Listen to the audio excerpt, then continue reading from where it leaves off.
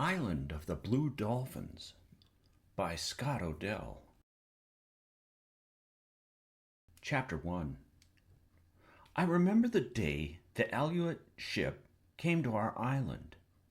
At first, it seemed like a small shell afloat on the sea. Then it grew larger and was a gull with folded wings. At last, in the rising sun, it became what it really was, a red ship with 2 red sails.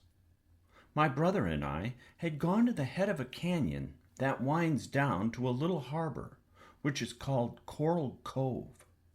We had gone to gather roots that grow there in the spring. My brother, 𝘍𝘳𝘪𝘬𝘦, was only a little boy half my age, which was 12. He was small for one who had lived so many suns and moons, but quick as a cricket. Also foolish as a cricket when he was excited. For this reason, and because I wanted him to help me gather roots and not go running off, I said nothing about the shell I saw or the gull with folded wings. I went on digging in the brush with my pointed stick, as though nothing at all were happening on the sea, even when I knew for sure that the gull was a ship with 2 red sails. But 𝘍𝘳𝘪𝘬𝘦's eyes missed little in the world.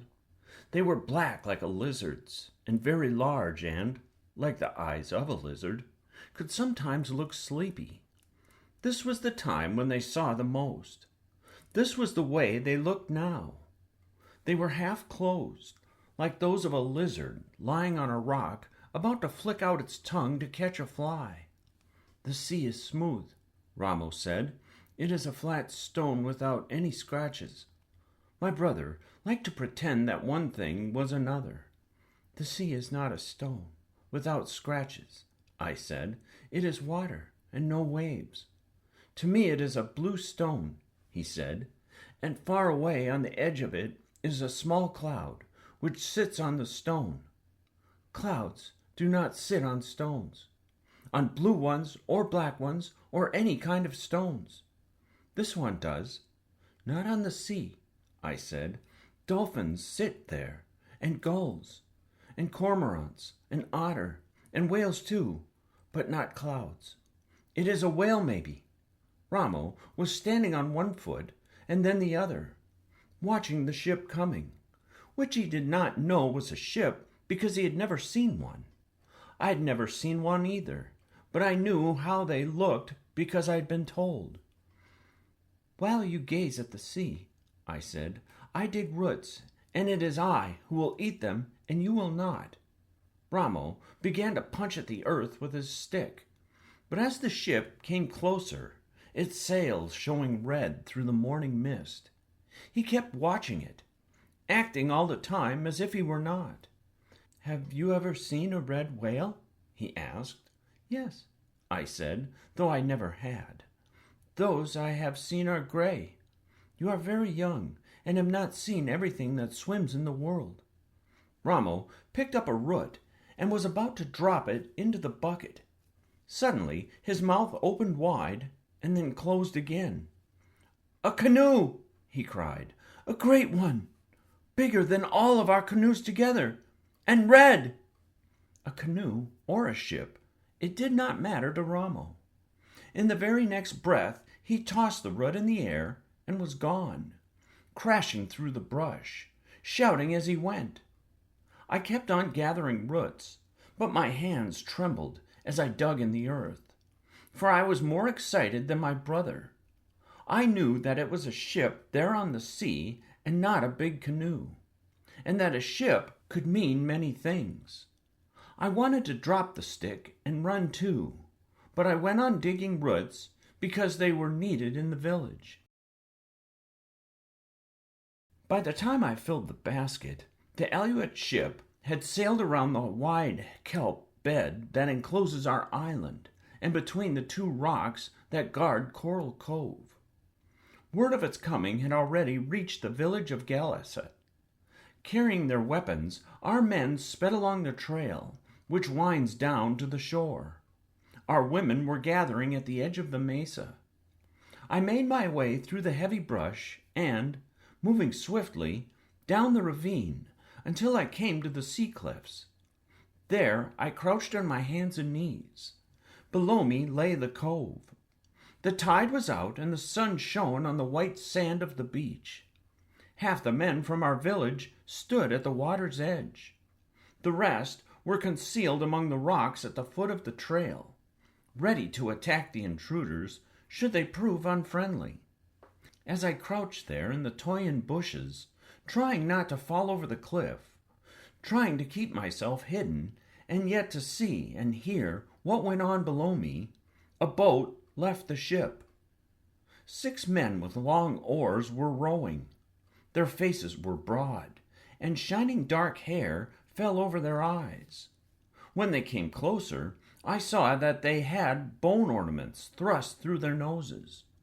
Behind them in the boat stood a tall man with a yellow beard.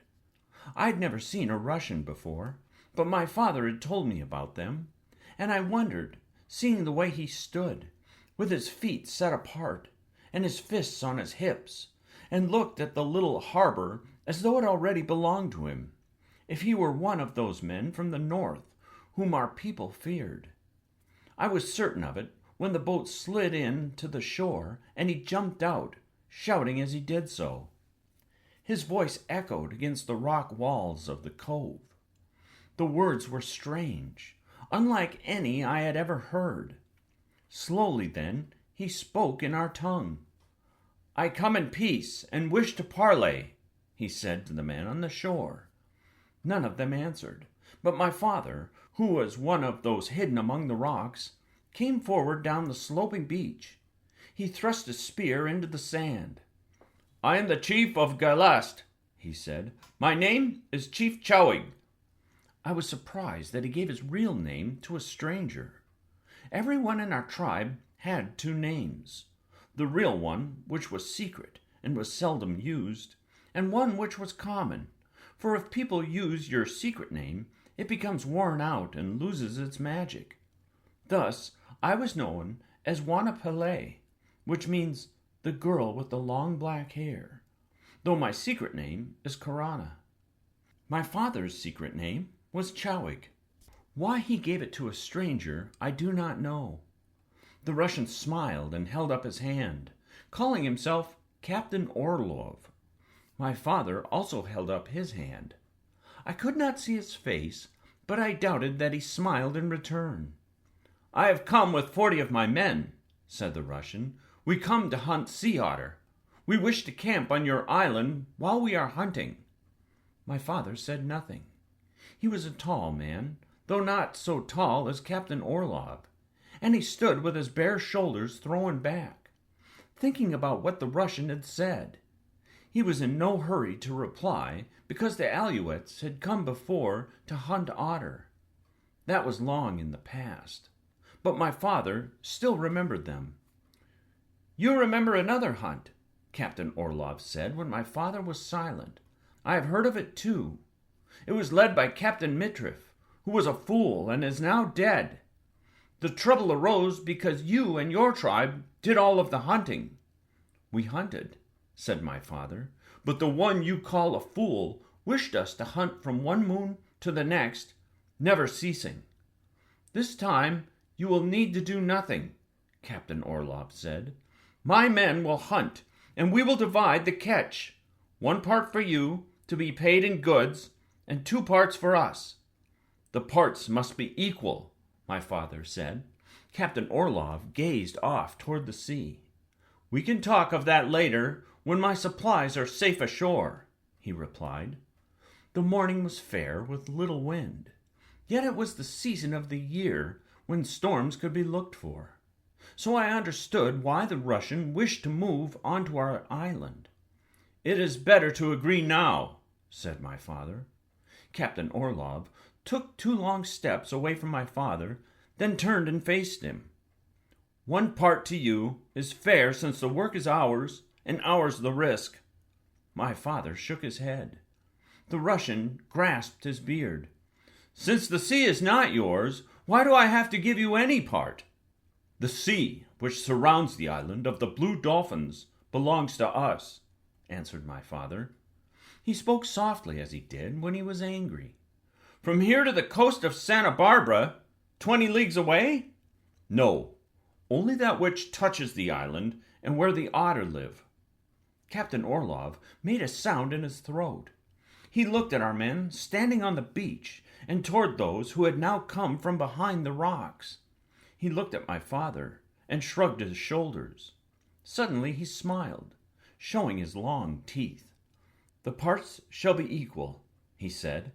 He said more, but I did not hear it, for at that instant, in my great excitement, I moved a small rock, which clattered down the cliff and fell at his feet.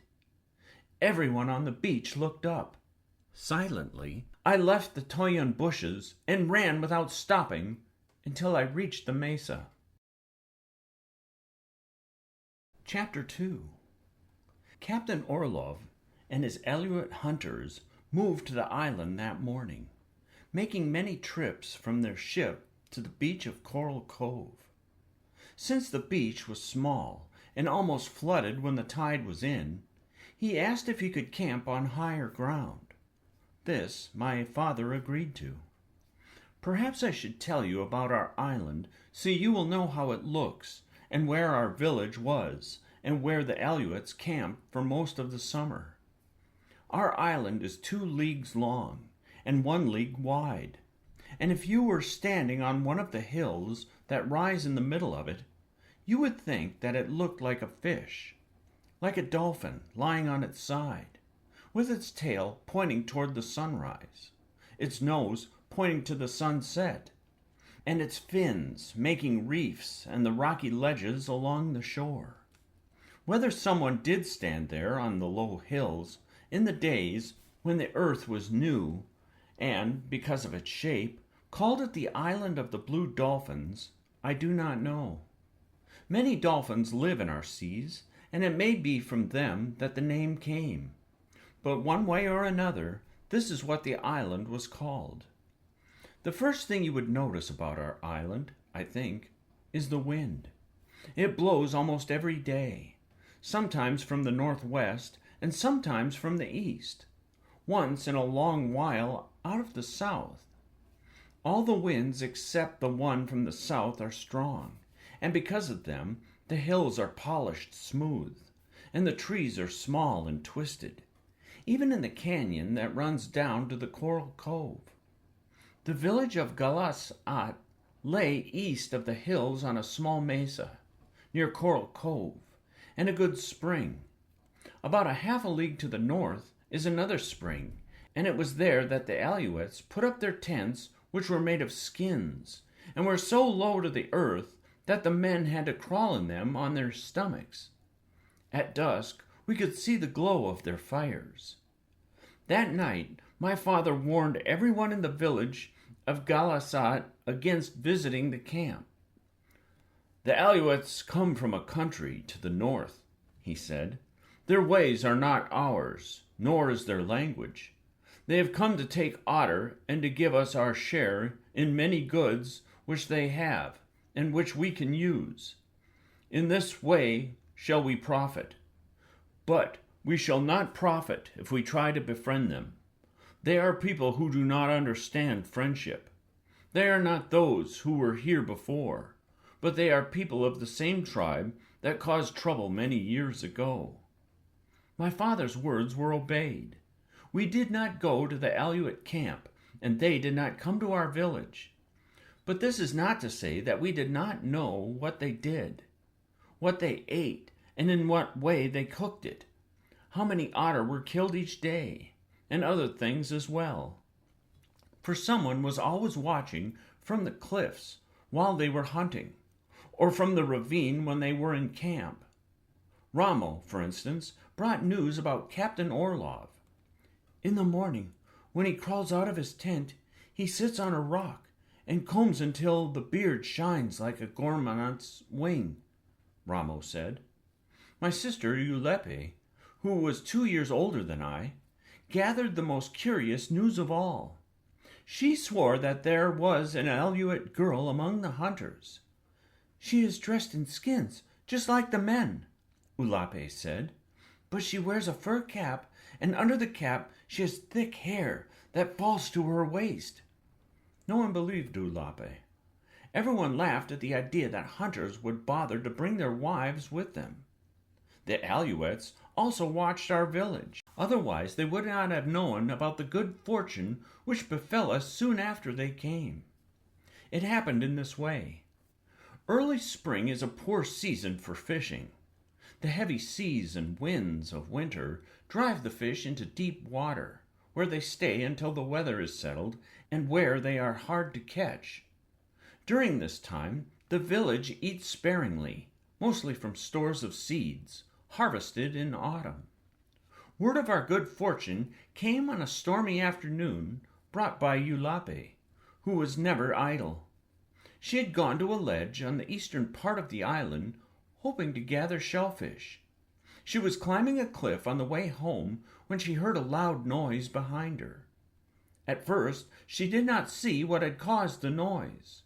She thought that it was the wind echoing through one of the caves, and was about to leave when she noticed silvery shapes on the floor of the cove. The shapes moved, and she saw that it was a school of large white bass, each one as big as she was. Pursued by killer whales, which prey upon them when seals are not to be found, the bass had tried to escape by swimming toward shore. But in their terror they had mistaken the depth of the water and had been tossed onto the rocky ledge. 𝘍𝘪𝘬𝘦 dropped her basket of shellfish and set out for the village, arriving there so out of breath that she could only point in the direction of the shore. The women were cooking supper, but all of them stopped and gathered around her, waiting for her to speak. "A school of white bass," she finally said. "Where? Where?" everyone asked. "On the rocks. 12 of them, perhaps more than 12. Before 𝘍𝘪𝘬𝘦 had finished speaking, we were running toward the shore, hoping that we would get there in time, that the fish had not flopped back into the sea, or that a chance wave had not washed them away. We came to the cliff and looked down. The school of white bass was still on the ledge, glistening in the sun. But since the tide was high and the biggest waves were already lapping at the fish, there was no time to lose. One by one, we hauled them out of reach of the tide. Then 2 women carrying a single fish, for they were all of about the same size and heavy, we lifted them up the cliff and brought them home. There were enough for everyone in our tribe for supper that night and the next. But in the morning, 2 Alouettes came to the village and asked to speak to my father. "You have fish," one of them said. "Enough for only my people," my father answered. "You have 14 fish," the Alouette said. 7, now because we ate 7. "From 7 you can spare 2. "There are 40 in your camp," my father replied, "and more than that of us. Besides, you have your own fish, the dried ones that you brought." "We tire of that kind," the Alouette said. He was a short man who only came to my father's shoulders, and he had small eyes like black pebbles, and a mouth like the edge of a stone knife. The other Alouette looked very much like him. "You are hunters," my father said. "Go and hunt your own fish if you are tired of what you are now eating. I have my people to think of. Captain Orlov will hear that you refuse to share the fish." "Yes, tell him," my father said, "but also why we refuse." The Alouette grunted to his companion, and the 2 of them stalked off on their short legs across the sand dunes that lay between the village and their camp. We ate the rest of the white bass that night, and there was much rejoicing. But little did we know, as we ate and sang, and the older men told stories around the fire, that our good fortune would soon bring trouble to Ghalas-at. Chapter 3. The wide beds of kelp, which surround our island on 3 sides, come close to the shore, and spread out to sea for a distance of a league. In these deep beds, even on days of heavy winds, the Alouettes hunted. They left the shore at dawn in their skin canoes and did not return until night, towing after them the slain otter. The sea otter, when it is swimming, looks like a seal, but is really very different. It has a shorter nose than a seal, small webbed feet instead of flippers, and fur that is thicker and much more beautiful. It is also different in other ways. The otter likes to lie on its back in the kelp beds, floating up and down to the motion of the waves, sunning itself or sleeping. They are the most playful animals in the sea. It was these creatures that the 𝘓𝘓𝘬𝘦𝘯𝘵 hunted for their pelts. From the cliff, I could see the skin canoes darting here and there over the kelp beds, barely skimming the water, and the long spears flying like arrows. At dark, the hunters brought their catch into Coral Cove, and there on the beach the animals were skinned and fleshed. 2 men, who also sharpened the spears, did this work, laboring far into the night by the light of seaweed fires. In the morning, the beach would be strewn with carcasses, and the waves red with blood. Many of our tribe went to the cliff each night to count the number killed during the day. They counted the dead otter and thought of the beads and other things that each pelt meant. But I never went to the cove, and whenever I saw the hunters with their long spears skimming over the water, I was angry, for these animals were my friends. It was fun to see them playing or sunning themselves among the kelp. It was more fun than the thought of beads to wear around my neck. This I told my father one morning. "There are scarcely a dozen left in the beds around Coral Cove," I said. "Before the 𝘓𝘓𝘬𝘦𝘯𝘓 came, there were many." "Many still live in other places around the island," he replied, laughing at my foolishness. "When the hunters leave, they will come back." "There will be none left," I said. "The hunters will kill them all. This morning they hunt on the south. Next week they move to another place. The ship is filled with pelts. In another week the 𝘓𝘓𝘬𝘓𝘓 will be ready to go." I was sure that my father thought they would leave soon. For 2 days before he had sent some of our young men to the beach to build a canoe from a log which had drifted in from the sea. There are no trees on the island, except the small ones stunted by the wind. When a log came ashore, as happened once in a long time, it was always carried to the village and worked on where a chance wave could not wash it away. That the men were sent to hollow out the log in the cove, and to sleep beside it during the night meant that they were there to watch the 𝘓𝘓𝘬𝘓𝘓, to give the alarm should Captain Orlov try to sail off without paying us for the otter skins. Everyone was afraid he might. So besides the men in the cove who watched the 𝘓𝘓𝘬𝘓𝘓 ship, others kept watch on the camp. Every hour someone brought news. 𝘊𝘪𝘮𝘮 said that the 𝘓𝘓𝘬𝘓 woman spent a whole afternoon cleaning her skin aprons, which she had not done before while she had been there. Early one morning, Ramo said he had just seen Captain Orlov carefully trimming his beard so that it looked the way it did when he first came. The 𝘓𝘓𝘬𝘓𝘓, who sharpened the long spears, stopped this work and gave all their time to skinning the otter, which were brought in at dusk. We in the village of Ghalas-at knew that Captain Orlov and his hunters were getting ready to leave the island. Would he pay us for the otter he had slain, or would he try to sneak away in the night? Would our men have to fight for our rightful share? These questions everyone asked, while the 𝘓𝘓𝘬𝘓𝘓 went about their preparations. Everyone except my father, who said nothing, but each night worked on the new spear he was making. Chapter 4. The 𝘓𝘓𝘬𝘓𝘓 left on a sunless day. Out of the north deep waves rolled down upon the island. They broke against the rocks and roared into the caves, sending up white sprays of water. Before night, a storm would certainly strike. Not long after dawn, the 𝘓𝘓𝘬𝘠 took down their skin tents and carried them to the beach. Captain 𝘫𝘪𝘬𝘦 had not paid my father for the otter he had killed. So when the news came that the hunters had packed their tents, all of our tribe left the village and hurried toward Coral Cove. The men with their weapons went first, and the women followed. The men took the trail that led to the beach, but the women hid themselves among the brush on the cliff.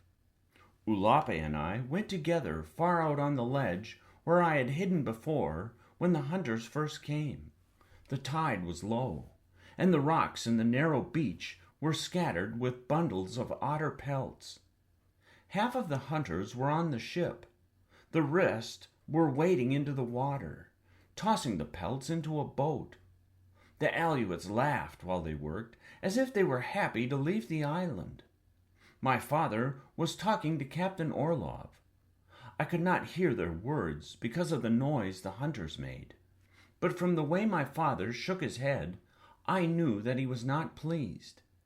"He is angry," 𝘊𝘪𝘬𝘬𝘓 whispered. "Not yet," I said. "When he's really angry, he pulls his ear." The men who were working on the canoe had stopped and were watching my father and Captain 𝘫𝘪𝘬𝘬𝘓. The other men of our tribe stood at the foot of the trail. The boat went off to the ship filled with otter. As it reached the ship, Captain 𝘫𝘪𝘬𝘬𝘓 raised his hand and gave a signal. When the boat came back, it held a black chest, which 2 of the hunters carried to the beach. Captain 𝘫𝘪𝘬𝘬𝘓 raised the lid and pulled out several necklaces. There was little light in the sky, yet the beads sparkled as they turned them this way and that. Beside me, 𝘊𝘪𝘬𝘬𝘓 drew in her breath in excitement, and I could hear cries of delight from the women hidden in the brush. But the cries suddenly ceased as my father shook his head and turned his back on the chest. The 𝘓𝘓𝘬𝘓𝘓 stood silent. Our men left their places at the foot of the trail and moved forward a few steps and waited, watching my father. "1 string of beads for 1 otter pelt is not our bargain," my father said. "1 string and 1 iron spearhead," said Captain 𝘫𝘪𝘬𝘬𝘓, lifting 2 fingers. "The chest does not hold that much," my father answered. "There are more chests on the ship," said the Russian. "Then bring them to the shore," my father said. "You have 105 bales of otter on the ship. There are 15 here in the cove. You will need 3 more chests of this size." Captain 𝘫𝘪𝘬𝘬𝘓 said something to his 𝘓𝘓𝘬𝘓 that I could not understand, but its meaning was soon clear. There were many hunters in the cove, and as soon as he spoke, they began to carry the otter pelts to the boat. Beside me, 𝘊𝘪𝘬𝘬𝘓 was scarcely breathing. "Do you think that he will give us the other chests?" she whispered. "I do not trust him. When he gets the pelts to the ship, he may leave. It is possible." The hunters had to pass my father to reach the boat, and when the first one approached him, he stepped in his path. "The rest of my pelts must stay here," he said, facing Captain 𝘫𝘪𝘬𝘬𝘓, "until the chests are brought." The Russian drew himself up stiffly and pointed to the clouds that were blowing in toward the island. "I load the ship before the storm arrives," he said. "Give us the other chests, then I will help you with your canoes," my father replied. Captain 𝘫𝘪𝘬𝘬𝘓 was silent. His gaze moved slowly around the cove. He looked at our men standing on the ledge of rock a dozen paces away. He looked upward toward the cliff and back at my father. Then he spoke to his 𝘓𝘓𝘬𝘓𝘓. "I do not know what happened first, whether it was my father who raised his hand against the hunter whose path he had barred, whether it was this man who stepped forward with a bale of pelts on his back and shoved my father aside. It all happened so quickly that I could not tell one act from the other. But as I jumped to my feet and 𝘊𝘪𝘬𝘬𝘓𝘓 screamed and other cries sounded along the cliff, I saw a figure lying on the rocks. It was my father, and blood was on his face. Slowly he got to his feet. With their spears raised, our men rushed down across the ledge. A puff of white smoke came from the deck of the ship. A loud noise echoed against the cliff. 5 of our warriors fell and lay quiet. 𝘓𝘪𝘬𝘦 screamed again and flung a rock into the cove. It fell harmlessly beside Captain Orlov.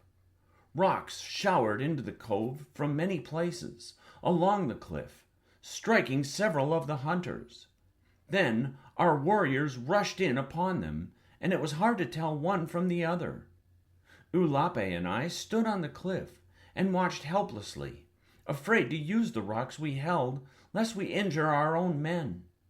The Aleutians had dropped the bales of otter. They drew knives from their belts, and as our warriors rushed upon them, the 2 lines surged back and forth along the beach. Men fell to the sand and rose to fight again. Others fell and did not get up. My father was one of these. For a long time it seemed that we would win the battle.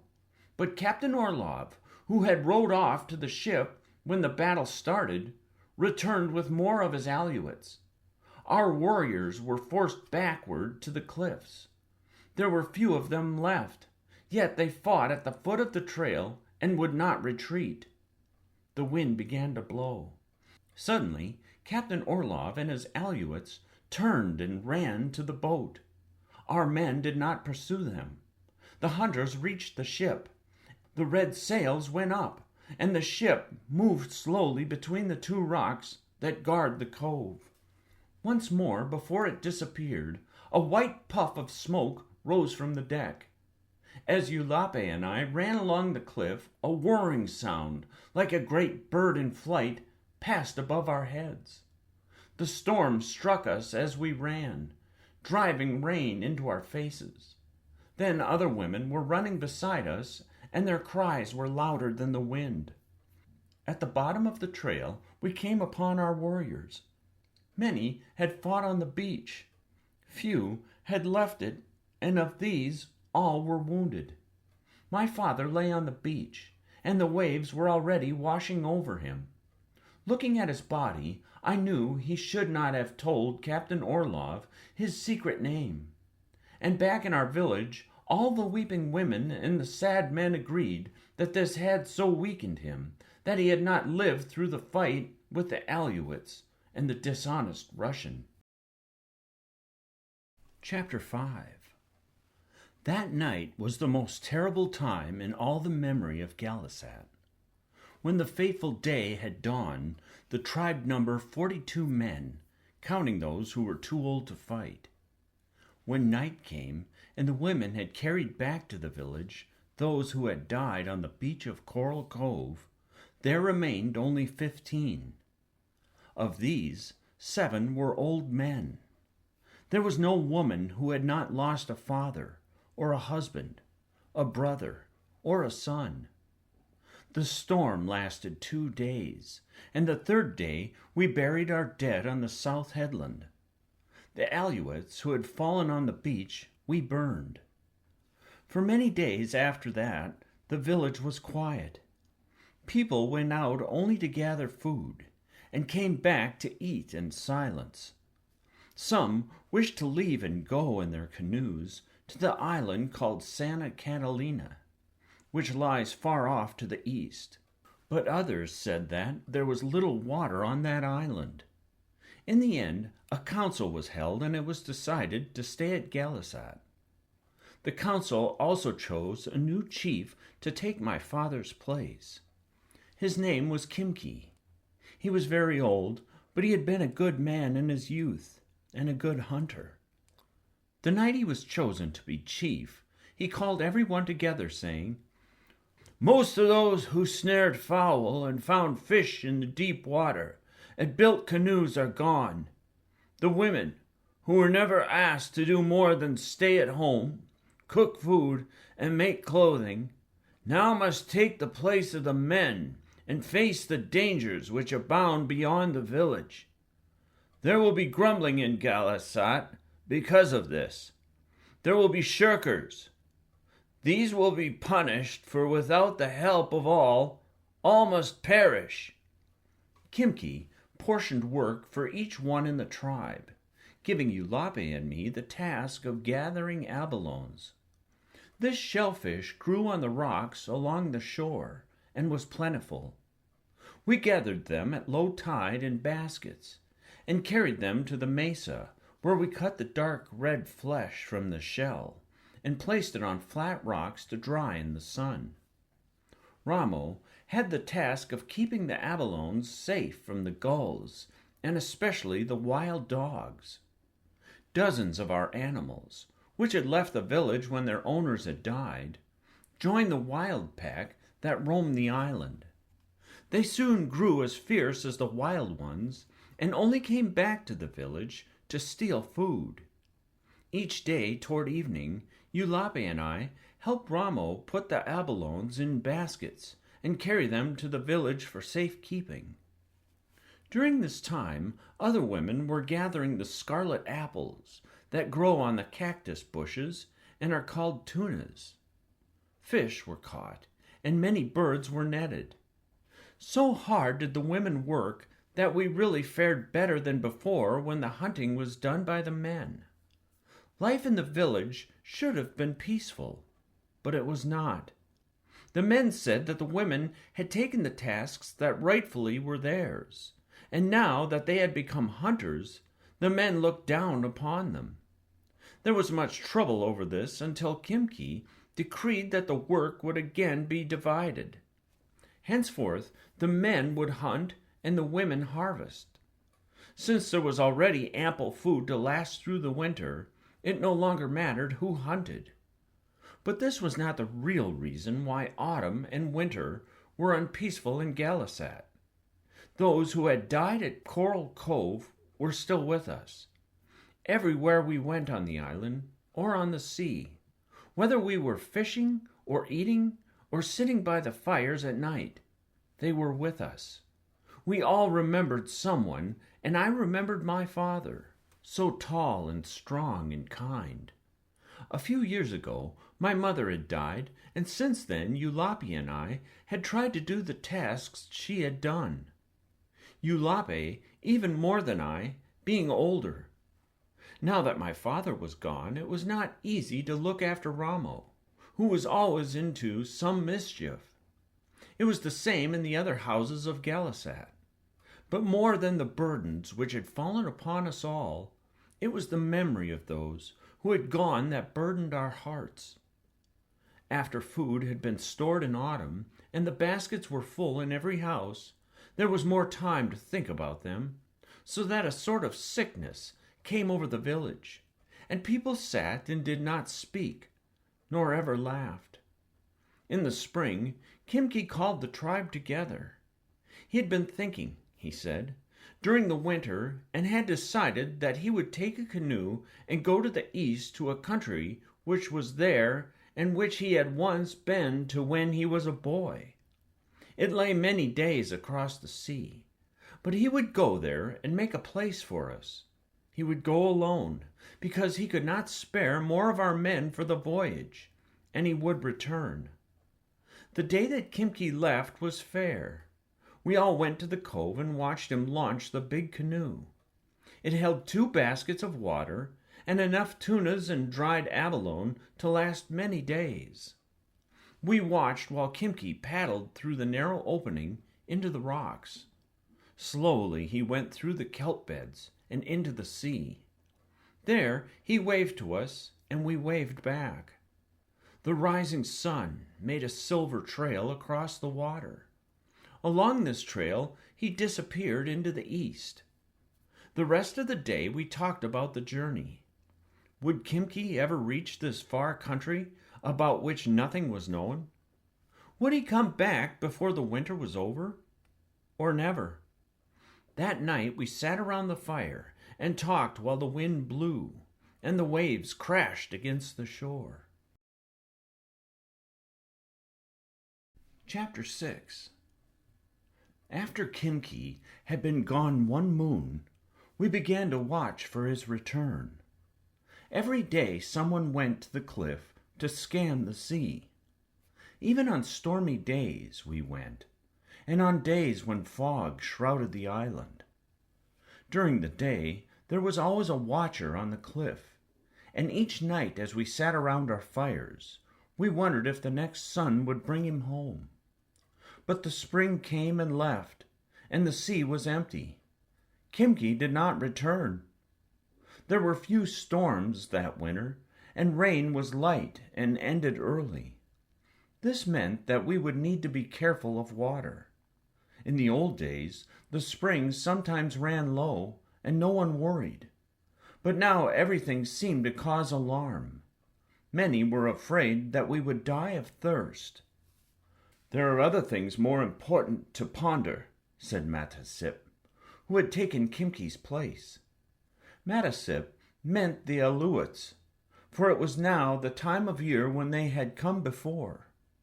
Watchers on the cliff began to look for the red sails, and a meeting was held to plan what to do if the 𝘓𝘬𝘬𝑦 came. We lacked the men to keep them from landing, or to save our lives if they attacked us, which we were certain they would. Plans were therefore made to flee as soon as their ship was sighted. Food and water were stored in canoes, and these were hidden on the rocks at the south end of the island. The cliffs were steep here and very high, but we wove a stout rope of bull kelp and fastened it to the rocks at the top of the cliff so that it hung to the water. As soon as the 𝘓𝘬𝘬𝑦 ship was sighted, we would all go to the cliff and let ourselves down one at a time. We would then leave in our canoes for the island of San Nicolas Island.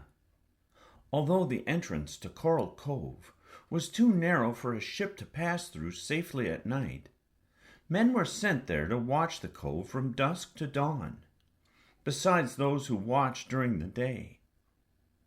Shortly afterwards, on a night of fine moon, one of the men came running back to the village. Everyone was asleep, but his cries quickly awakened us. "The 𝘓𝘬𝘬𝘬𝘬!" he shouted. "The 𝘓𝘬𝘬𝘬𝘬!" It was news we expected. We were prepared for it, yet there was much fear in the village of Ghalas-at. 𝘵𝑎𝑡𝑎𝑠𝑖p strode from hut to hut, telling everyone to be calm and not to lose time packing things that would not be needed. I took my skirt of yucca fiber, however, for I had spent many days making it, and it was very pretty, and also my otter cape. Quietly, we filed out of the village along the trail that led toward the place where our canoes were hidden. The moon was growing pale, and there was a faint light in the east, but a strong wind began to blow. We had gone no further than half a league when we were overtaken by the man who had given the warning. He spoke to 𝘵𝑎𝑡𝑎𝑠𝑖p, but we all gathered around to listen to him. "I went back to the cove after I gave the alarm," he said. "When I got there, I could see the ship clearly. It is beyond the rocks that guard the harbor. It is a smaller ship than the one which belonged to the 𝘓𝘬𝘬𝑦. The sails are white instead of red." "Could you see anyone?" 𝘵𝑎𝑡𝑎𝑠𝑖p asked. "No." "It is not the same ship which was here last spring?" "No." 𝘵𝑎𝑡𝑎𝑠𝑖p was silent, pondering the news. Then he told us to go on to where the canoes were and wait for him, for he was going back. It was light now, and we went quickly over the dunes to the edge of the cliff and stood there while the sun rose. The wind grew cold, but fearing that those on the ship would see the smoke, we did not start a fire, though we had a meal to cook for breakfast. Instead, we ate a small quantity of dried abalone, and afterwards my brother Ramo climbed over the cliff.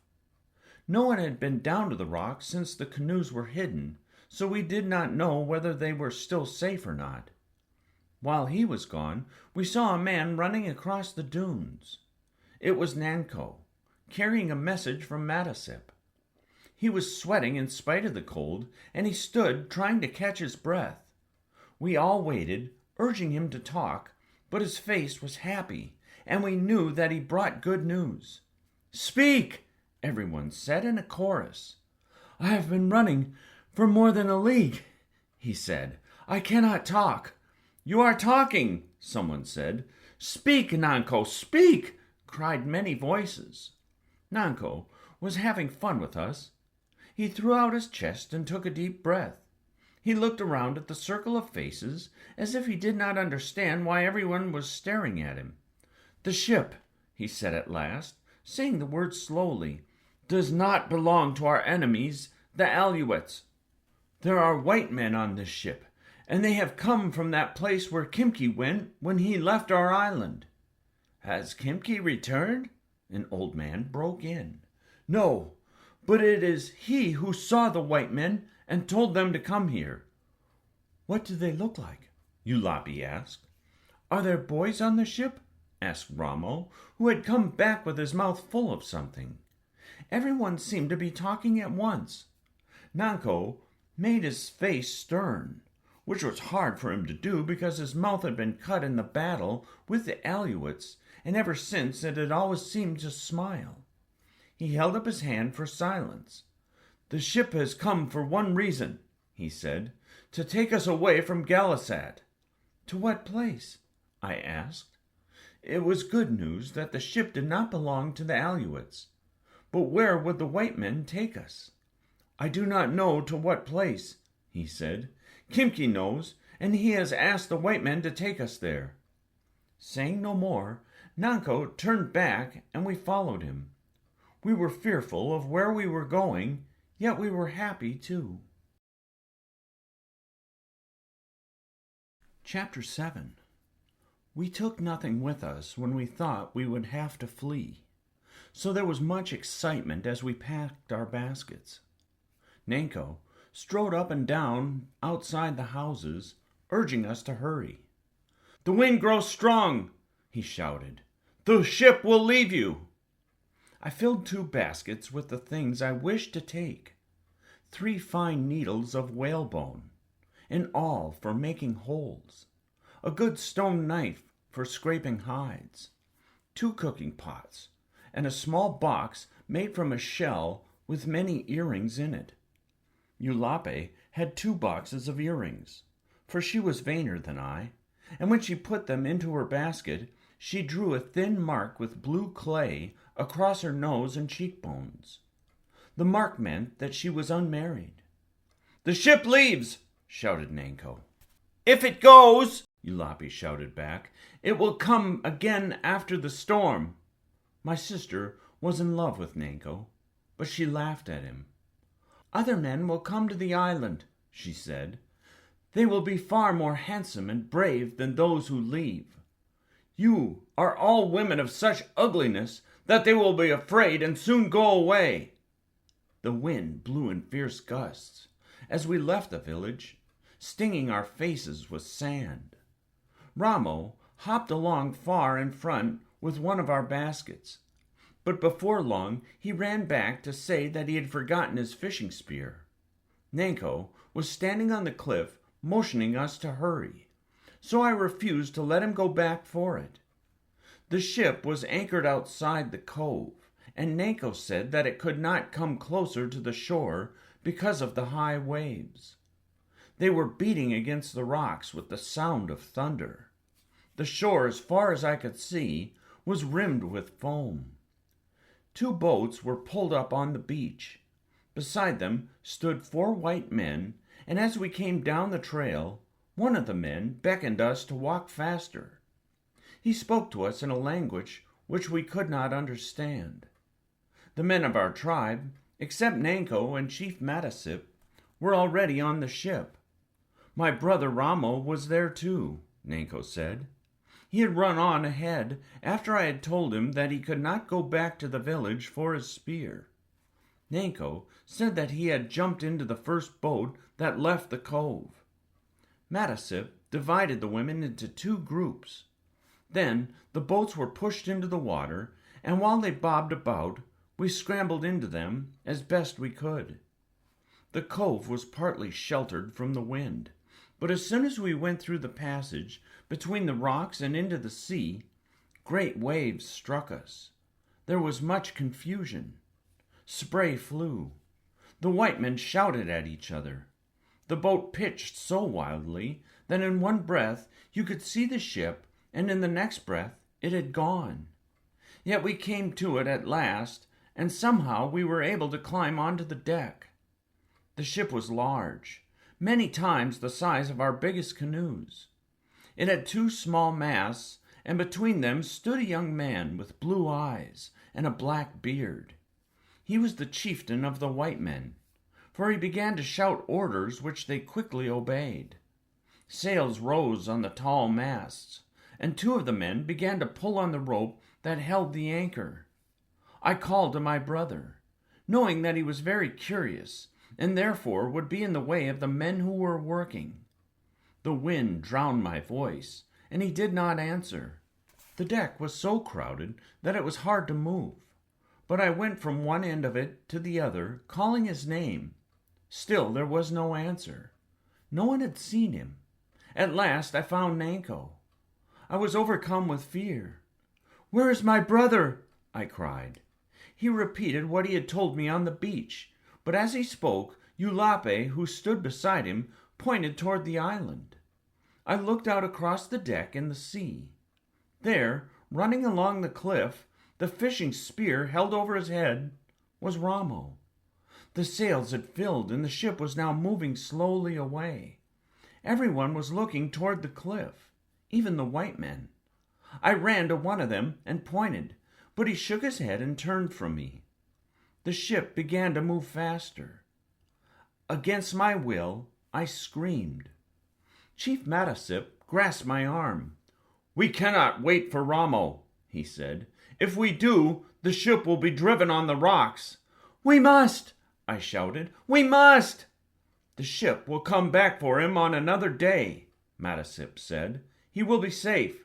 There is food for him to eat, and water to drink, and places to sleep." "No!" I cried. 𝘓𝘓𝘬𝘓's face was like stone. He was not listening. I cried out once more, but my voice was lost in the howling wind. People gathered around me, saying again what 𝘓𝘓𝘬𝘓 had said, yet I was not comforted by their words.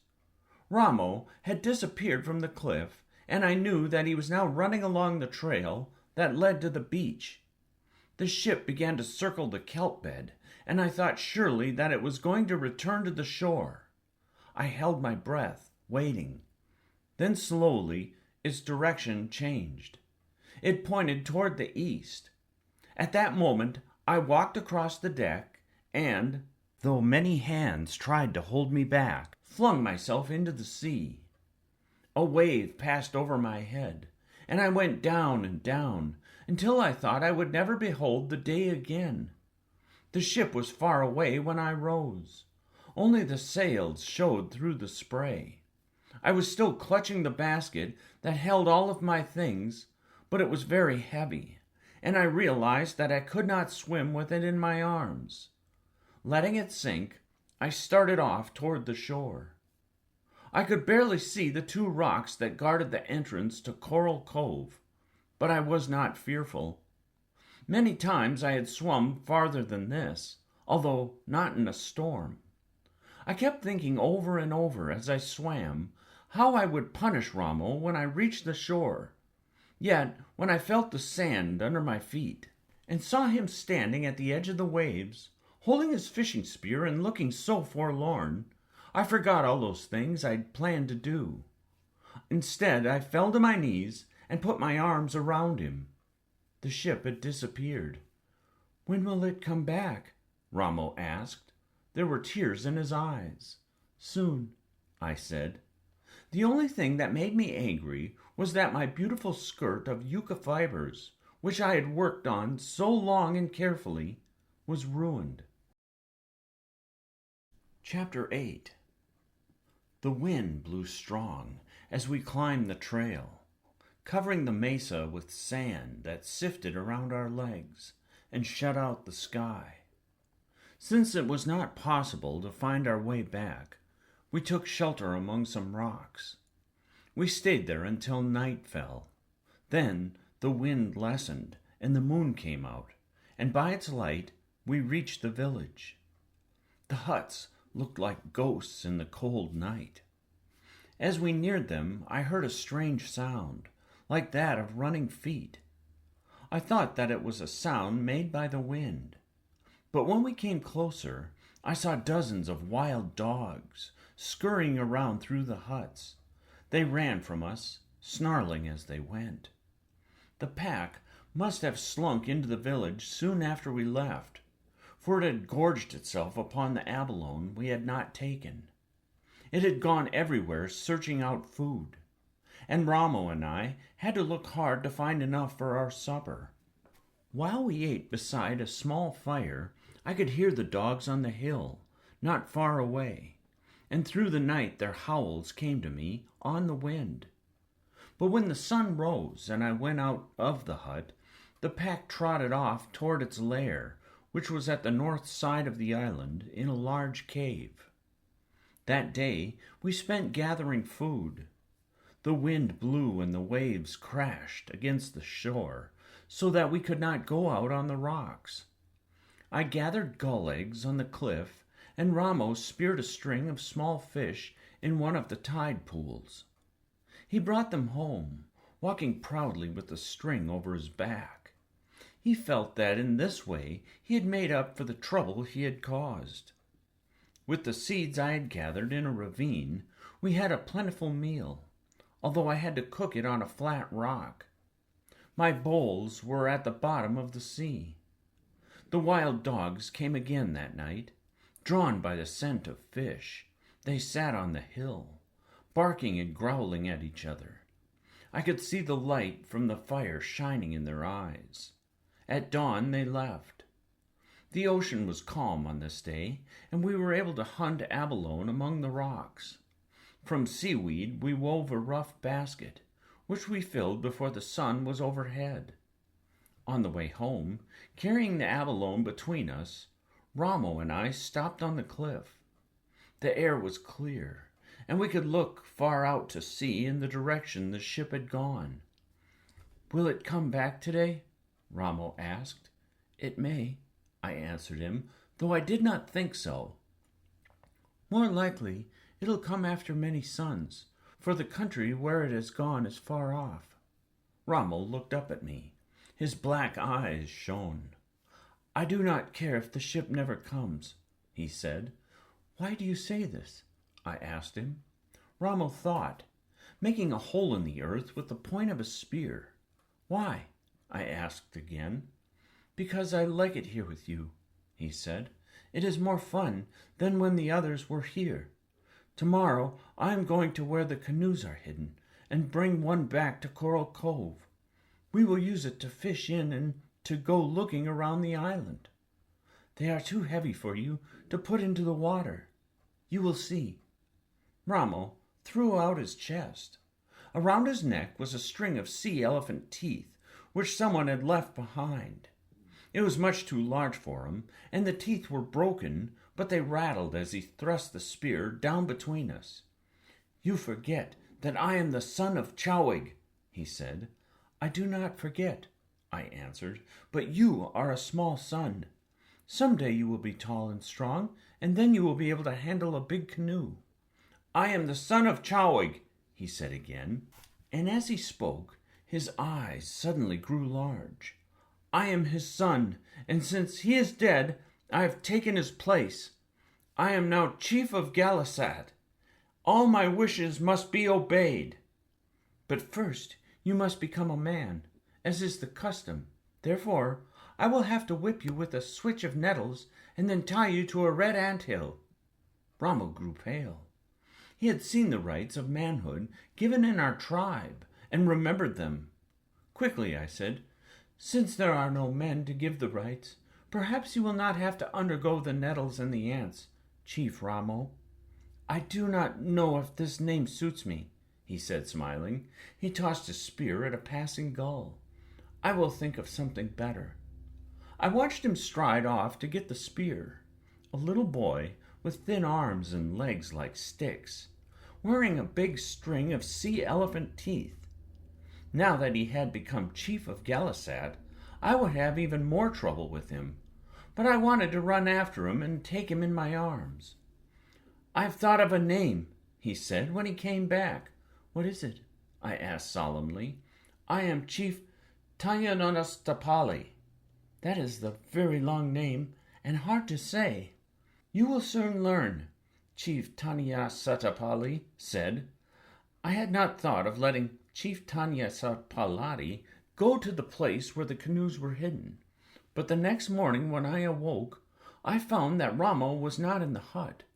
He was not outside either, and I knew then that he had gotten up in the dark and left by himself. I was frightened. I thought of all that might befall him. He had climbed down the kelp rope once before, but he would have trouble pushing even the smallest of the canoes off the rocks. And if he did get one afloat without hurting himself, would he be able to paddle around the sandpit where the tides ran fast? Thinking of these dangers, I started off to overtake him. I had not gone far along the trail before I began to wonder if I should not let him go to the cliff by himself. There was no way of telling when the ship would come back for us. Until it did, we were alone upon the island.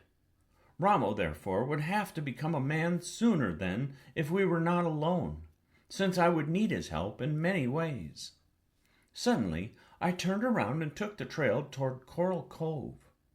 If 𝘍𝘂 could put the canoe in the water and get through the tides that raced around the sandpit, he would reach the harbor when the sun was tall in the sky.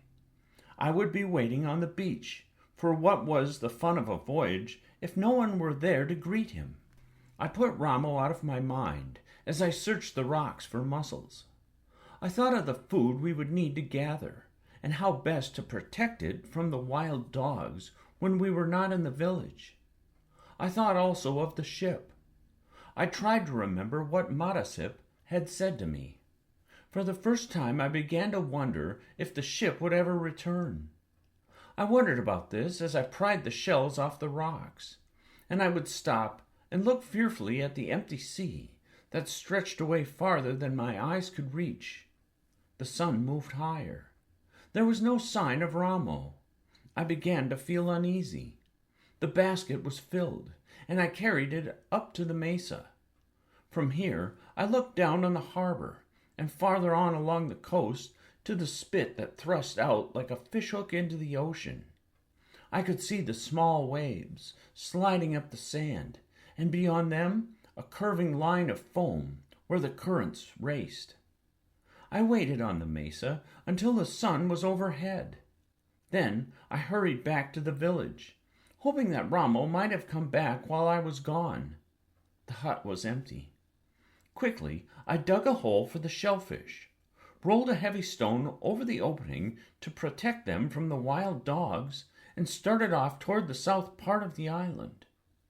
2 trails led there, one on each side of a long sand dune.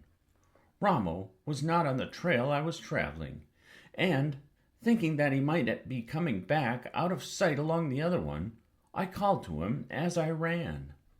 I heard no answer, but I did hear, far off, the barking of dogs.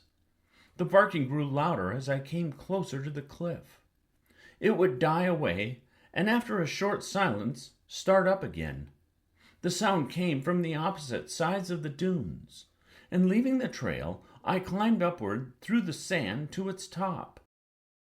A short distance beyond the dune, near the cliff, I saw the pack of wild dogs. There were many of them, and they were moving around in a circle. In the middle of the circle was 𝘍𝘂. He was lying on his back and had a deep wound in his throat. He lay very still. When I picked him up, I knew that he was dead. There were other wounds on his body from the teeth of the wild dogs. He had been dead a long time, and from his footsteps on the earth, I could see that he had never reached the cliff. 2 dogs lay on the ground not far from him, and in the side of one of them was his broken spear.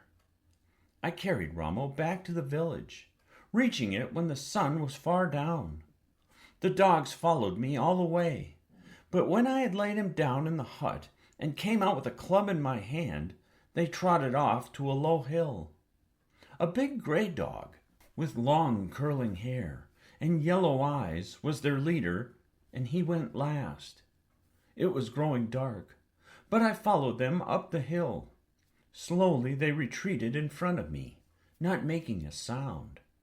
I followed them across 2 hills and a small valley to a 3rd hill, whose face was a ledge of rock. At one end of the ledge was a cave. One by one, the dogs went into it. The mouth of the cave was too wide and high to fill with rocks. I gathered brush and made a fire, thinking that I would push it back into the cave. Through the night I would feed it and push it farther and farther back, but there was not enough brush for this. When the moon rose, I left the cave and went off through the valley and over the 3 hills to my home. All night I sat there with the body of my brother and did not sleep. I vowed that someday I would go back and kill the wild dogs in the cave. I would kill all of them. I thought of how I would do it, but mostly I thought of 𝘍𝘳𝘪𝘬𝘦, my brother. Chapter 9. I do not remember much of this time, except that many suns rose and set. I thought about what I was going to do now that I was alone. I did not leave the village. Not until I had eaten all of the abalones did I leave, and then only to gather more. Yet I do remember the day that I decided I would never live in the village again. It was a morning of thick fog, and the sound of far-off waves breaking on the shore. I had never noticed before how silent the village was. Fog crept in and out of the empty huts. It made shapes as it drifted, and they reminded me of all the people who were dead and those who were gone. The noise of the surf seemed to be their voices speaking. I sat for a long time, seeing these shapes and hearing the voices, until the sun came out and the fog vanished. Then I made a fire against the wall of the house. When it was burned to the earth, I started a fire in another house. Thus, one by one, I destroyed them all, so that there were only ashes left to mark the village of Ghalas-at. There was nothing to take away with me except a basket of food. I therefore traveled fast, and before night fell, I reached the place where I had decided to live until the ship returned. This place lay on a headland a half a league to the west of Coral Cove. There was a large rock on that headland and 2 stunted trees. Behind the rock was a clear place about 10 steps across, which was sheltered from the wind, from which I could see the harbor and the ocean. A spring of water flowed from a ravine nearby. That night I climbed onto the rock to sleep. It was flat on top and wide enough for me to stretch out. Also, it was so high from the ground that I did not need to fear the wild dogs while I was sleeping. I had not seen them again since the day they had killed 𝘍𝘳𝘪𝘬𝘦, but I was sure they would soon come to my new camp. The rock was also a safe place to store the food I had brought with me, and everything I should gather. Since it was still winter, and any day the ship might return, there was no use to store food I would not need. This gave me time to make weapons to protect myself from the dogs, which I felt would sometime attack me, to kill them all, one by one.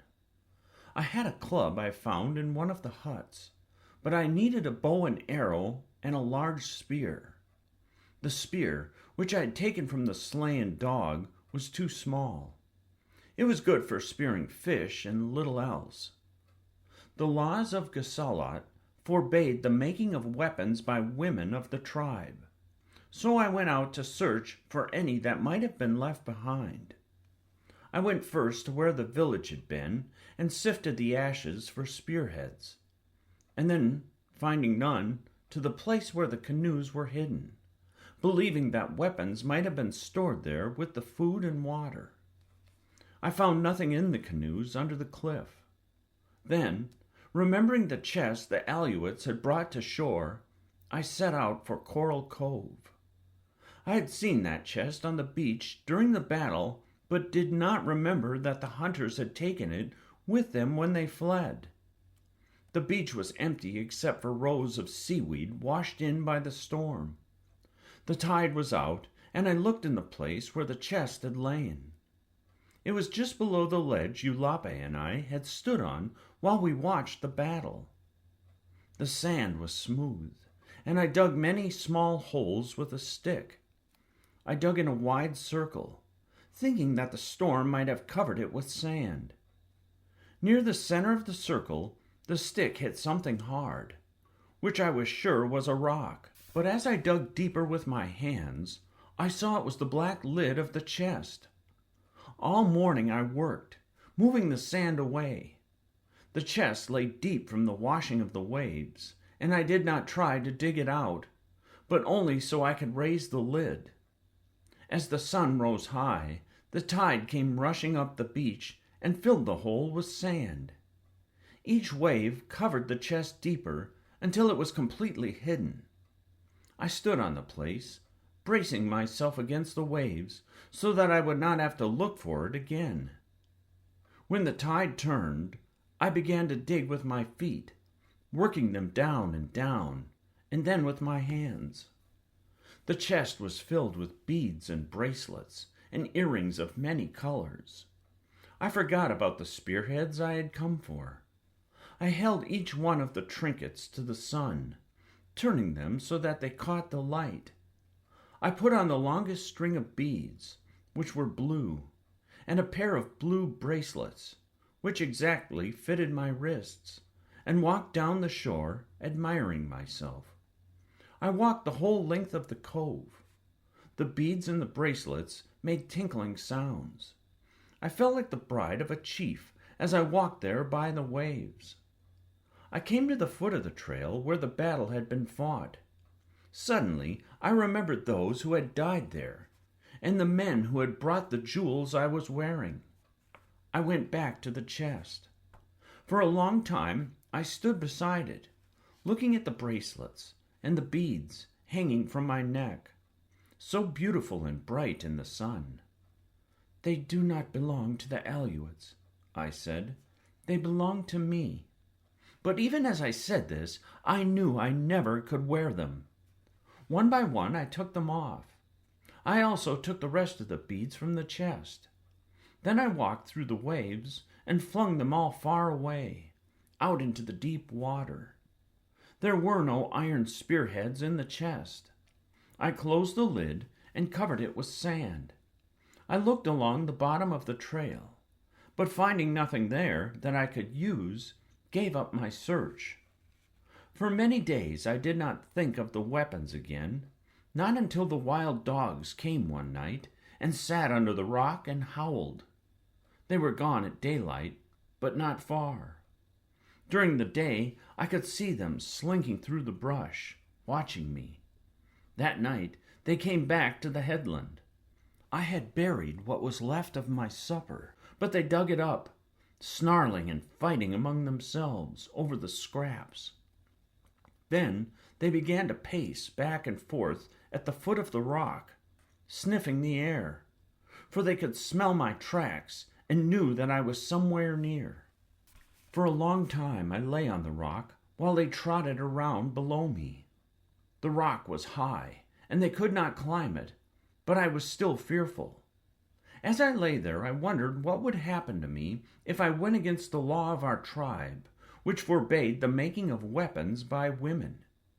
If I did not think of it at all and made those things which I must have to protect myself, would the four winds blow in from the four directions of the world and smother me as I made the weapons? Or would the earth tremble, as many said, and bury me beneath its falling rocks? Or, as others said, would the sea rise over the island in a terrible flood? Would the weapons break in my hands at the moment when my life was in danger, which is what my father had said? I thought about these things for 2 days, and on the third night, when the wild dogs returned to the rock, I made up my mind that no matter what befell me, I would make the weapons. In the morning I set about it, though I felt very fearful. I wished to use a sea elephant's tusk for the tip of the spear because it is hard and of the right shape. There were many of these animals on the shore near my camp, but I lacked a weapon with which to kill one. Our men usually hunted them with a strong net made of bull kelp, which they threw over an animal while it slept. To do this, at least 3 men were needed, and even then the sea elephant often dragged the net into the sea and got away. I used instead the root of a tree, which I shaped into a point and hardened in the fire. This I bound to a long shaft with the green sinews of a seal I killed with a rock. The bow and arrows took more time and caused me great difficulty. I had a bowstring, but wood which could be bent and yet had the proper strength was not easy to find. I searched the ravines for several days before I found it, trees being very scarce on the island of the blue dolphins. Wood for the arrows was easier to find, and also the stone for the tips and the feathers for the ends of the shafts. Gathering these things was not the most of the trouble. I had seen the weapons made, but I knew little about it. I had seen my father sitting in the hut on winter nights, scraping the wood for the shafts, chipping the stones for the tips, and tying the feathers. Yet I had watched him and really seen nothing. I had watched, but not with the eye of one who would ever do it. For this reason, I took many days and had many failures before I fashioned a bow and arrows that could be used. Wherever I went now, whether to the shore when I gathered shellfish, or to the ravine for water, I carried this weapon in a sling on my back. I practiced with it and also with the spear. The dogs did not come to the camp during the time I was making the weapons, though every night I could hear them howling. Once, after the weapons were made, I saw the leader of the pack, the one with the gray hair and the yellow eyes, watching me from the brush. I had gone to the ravine for water, and he stood on the hill above the spring, looking down at me. He stood very quiet, with only his head showing over the top of a cholla bush. He was too far away for me to reach him with an arrow. Wherever I went during the day, I felt secure with my new weapons, and I waited patiently for the time when I could use them against the wild dogs that had killed Ramo. I did not go to the cave where they had their lair, since I was sure that they would soon come to the camp. Yet every night I climbed onto the rock to sleep. After the first night I spent there, which was uncomfortable because of the uneven places in the rock, I carried dry seaweed up from the beach and made a bed for myself. It was a pleasant place to stay, there on the headland. The stars were bright overhead, and I lay and counted the ones that I knew and gave names to the many that I did not know. In the morning, the gulls flew out from their nests in the crevices of the cliff. They circled down to the tide pools, where they stood first on one leg and then the other, splashing water over themselves and combing their feathers with curved beaks. Then they flew off down the shore to look for food. Beyond the kelp beds, pelicans were already hunting, soaring high over the clear water, diving straight down, if they sighted a fish, to strike the sea with a great splash that I could hear. I also watched the otter hunting in the kelp. These shy little animals had come back soon after the alouettes had left, and now there seemed to be as many of them as before. The early morning sun shone like gold on their glossy pelts. Yet, as I lay there on the high rock, looking at the stars, I thought about the ship which belonged to the white men. And at dawn, as light spread across the sea, my first glance was toward the little harbor of Coral Cove. Every morning I would look for the ship there, thinking that it might have come in the night. And each morning I would see nothing except the birds flying over the sea. When there were people in Ghalas-at, I was always up before the sun and busy with many things.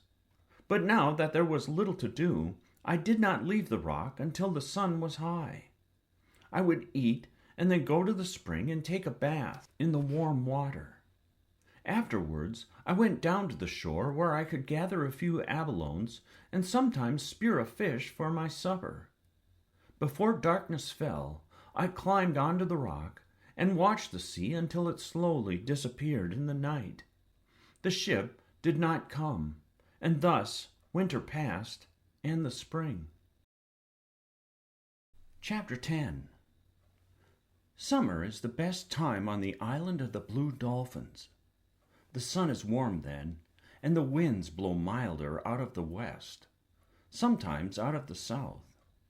It was during these days that the ship might return, and now I spent most of my time on the rock, looking out from the high headland into the east, toward the country where my people had gone, across the sea that was never ending. Once, while I watched, I saw a small object which I took to be the ship, but a stream of water rose from it, and I knew that it was a whale spouting. During those summer days, I saw nothing else. The first storm of winter ended my hopes. If the white men's ship were coming for me, it would have come during the time of good weather. Now, I would have to wait until winter was gone, maybe longer. The thought of being alone on the island, while so many suns rose from the sea and went slowly back into the sea, filled my heart with loneliness. I had not felt so lonely before because I was sure that the ship would return as 𝘵𝘵𝑗𝑒𝑙 had said it would. Now my hopes were dead. Now I was really alone. I could not eat much, nor could I sleep without dreaming terrible dreams. The storm blew out of the north, sending big waves against the island, and winds so strong that I was unable to stay on the rock. I moved my bed to the foot of the rock, and for protection kept a fire going throughout the night. I slept there 5 times. The first night the dogs came and stood outside the ring made by the fire. I killed 3 of them with arrows, but not the leader, and they did not come again. On the 6th day, when the storm had ended, I went to the place where the canoes had been hidden, and let myself down over the cliff.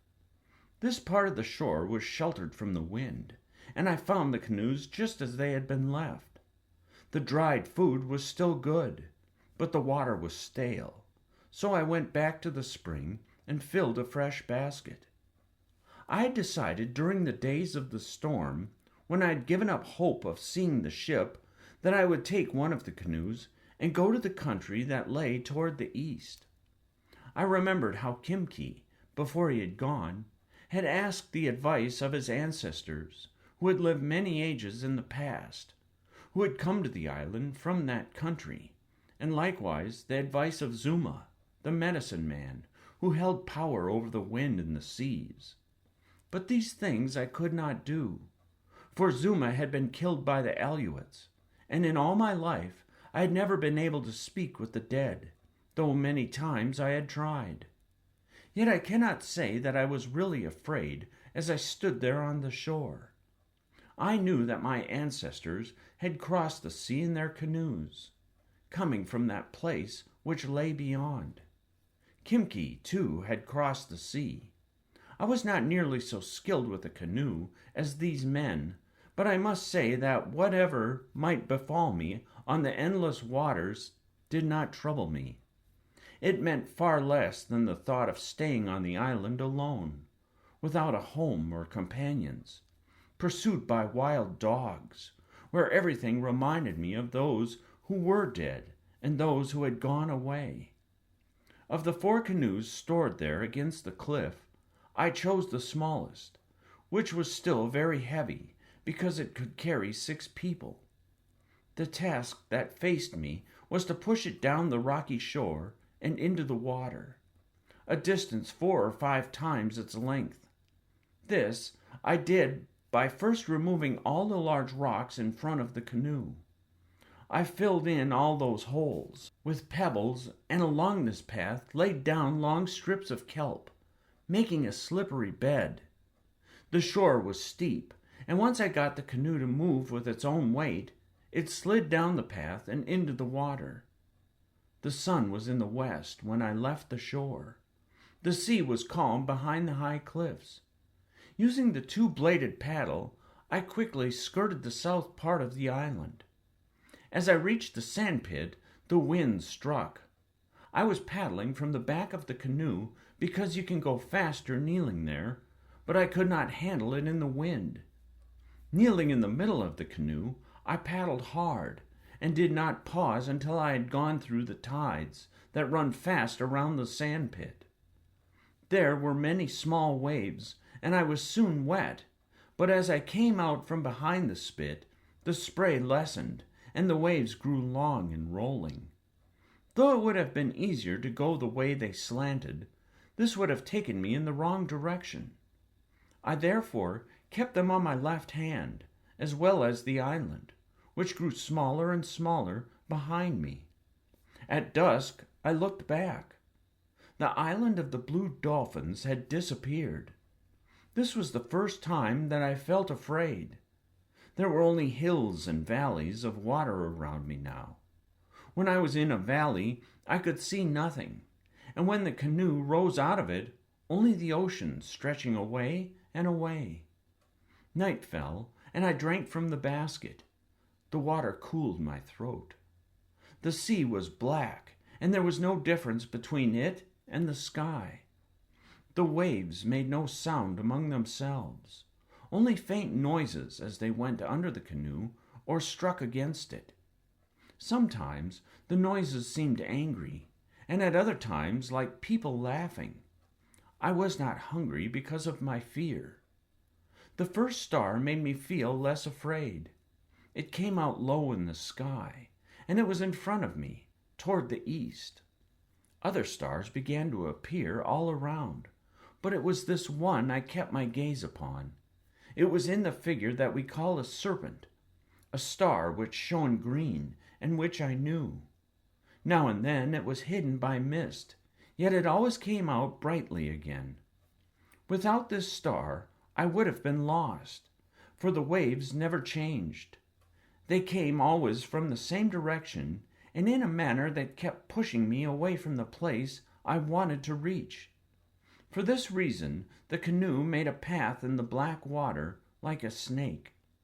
But somehow I kept moving toward the star which shone in the east. This star rose high, and then I kept the North Star on my left hand, the one we call the star that does not move. The wind grew quiet. Since it always died down when the night was half over, I knew how long I'd been traveling and how far away the dawn was. About this time I found that the canoe was leaking. Before dark I had emptied one of the baskets in which food was stored and used it to dip out the water that came over the sides. The water that now moved around my knees was not from the waves. I stopped paddling and worked with the basket until the bottom of the canoe was almost dry. Then I searched around, feeling in the dark along the smooth planks, and found the place near the bow where the water was seeping through a crack as long as my hand and the width of a finger. Most of the time it was out of the sea, but it leaked whenever the canoe dipped forward in the waves. The places between the planks were filled with black pitch, which we gather along the shore. Lacking this, I tore a piece of fiber from my skirt and pressed it into the crack, which held back the water. Dawn broke in a clear sky, and as the sun came out of the waves, I saw that it was far off on my left. During the night, I had drifted south of the place I wished to go, so I changed my direction and paddled along the path made by the rising sun. There was no wind on this morning, and the long waves went quietly under the canoe. I therefore moved faster than during the night. I was very tired, but more hopeful than I had been since I left the island. If the good weather did not change, I would cover many leagues before dark. Another night and another day might bring me within sight of the shore toward which I was going. Not long after dawn, while I was thinking of this strange place and what it would look like, the canoe began to leak again. This crack was between the same planks, but was a larger one, and close to where I was kneeling. The fiber I tore from my skirt and pushed into the crack held back most of the water, which seeped in whenever the canoe rose and fell with the waves. Yet I could see that the planks were weak from one end to the other, probably from the canoe being stored so long in the sun, and that they might open along their whole length if the waves grew rougher. It was suddenly clear to me that it was dangerous to go on. The voyage would take 2 more days, perhaps longer. By turning back to the island, I would not have nearly so far to travel. Still, I could not make up my mind to do so. The sea was calm, and I'd come far. The thought of turning back after all this labor was more than I could bear. Even greater was the thought of the deserted island I would return to, of living there alone and forgotten. For how many suns and how many moons? The canoe drifted idly on the calm sea while these thoughts went over and over in my mind. But when I saw the water seeping through the crack again, I picked up the paddle. There was no choice except to turn back toward the island. I knew that only by the best of fortune would I ever reach it. The wind did not blow until the sun was overhead. Before that time, I covered a good distance, pausing only when it was necessary to dip water from the canoe. With the wind, I went more slowly and had to stop more often because of the water spilling over the sides. But the leak did not grow worse. This was my first good fortune. The next was when a swarm of dolphins appeared. They came swimming out of the west, but as they saw the canoe, they turned around in a great circle and began to follow me. They swam up slowly and so close that I could see their eyes, which are large and the color of the ocean. Then they swam on ahead of the canoe, crossing back and forth in front of it, diving in and out, as if they were weaving a piece of cloth with their broad snouts. Dolphins are animals of good omen. It made me happy to have them swimming around the canoe, and though my hands had begun to bleed from the chafing of the paddle, just watching them made me forget the pain. I was very lonely before they appeared, but now I felt that I had friends with me and did not feel the same. The blue dolphins left me shortly before dusk. They left as quickly as they had come, going on into the west, but for a long time I could see the last of the sun shining on them. After night fell, I could still see them in my thoughts, and it was because of this that I kept on paddling when I wanted to lie down and sleep. More than anything, it was the blue dolphins that took me back home. Fog came with the night, yet from time to time I could see the star that stands high in the west, the red star called 𝘊𝘰𝘮𝘮, which is part of the figure that looks like a crawfish and is known by that name. The crack in the planks grew wider, so I had to stop often to fill it with fiber and to dip out the water. The night was very long, longer than the night before. Twice I dozed kneeling there in the canoe, though I was more afraid than I had ever been. But the morning broke clear, and in front of me lay the dim line of the island, like a great fish sunning itself on the sea. I reached it before the sun was high, the sandpit and its tides that bore me into the shore. My legs were stiff from kneeling, and as the canoe struck the sand, I fell when I rose to climb out. I crawled through the shallow water and up the beach. There I lay for a long time, hugging the sand in happiness. I was too tired to think of the wild dogs. Soon I fell asleep. Chapter 11. I was awakened by the waves dragging at my feet. Night had come, but being too tired to leave the sandpit, I crawled to a higher place where I would be safe from the tide, and again went to sleep. In the morning, I found the canoe a short distance away. I took the baskets, my spear, and the bow and arrows, and turned the canoe over so that the tides could not take it out to sea. I then climbed to the headland where I had lived before. I felt as if I had been gone a long time, as I stood there looking down from the high rock. I was happy to be home. Everything that I saw, the otter playing in the kelp, the rings of foam around the rocks that guarded the harbor, the gulls flying, the tides moving past the sandpit, filled me with happiness. I was surprised that I felt this way, for it was only a short time ago that I had stood on this same rock and felt that I could not bear to live here another day.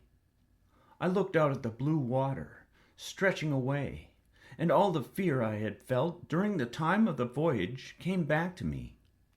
On the morning I first sighted the island, and it had seemed like a great fish sunning itself, I thought that someday I would make the canoe over and go out once more to look for the country that lay beyond the ocean.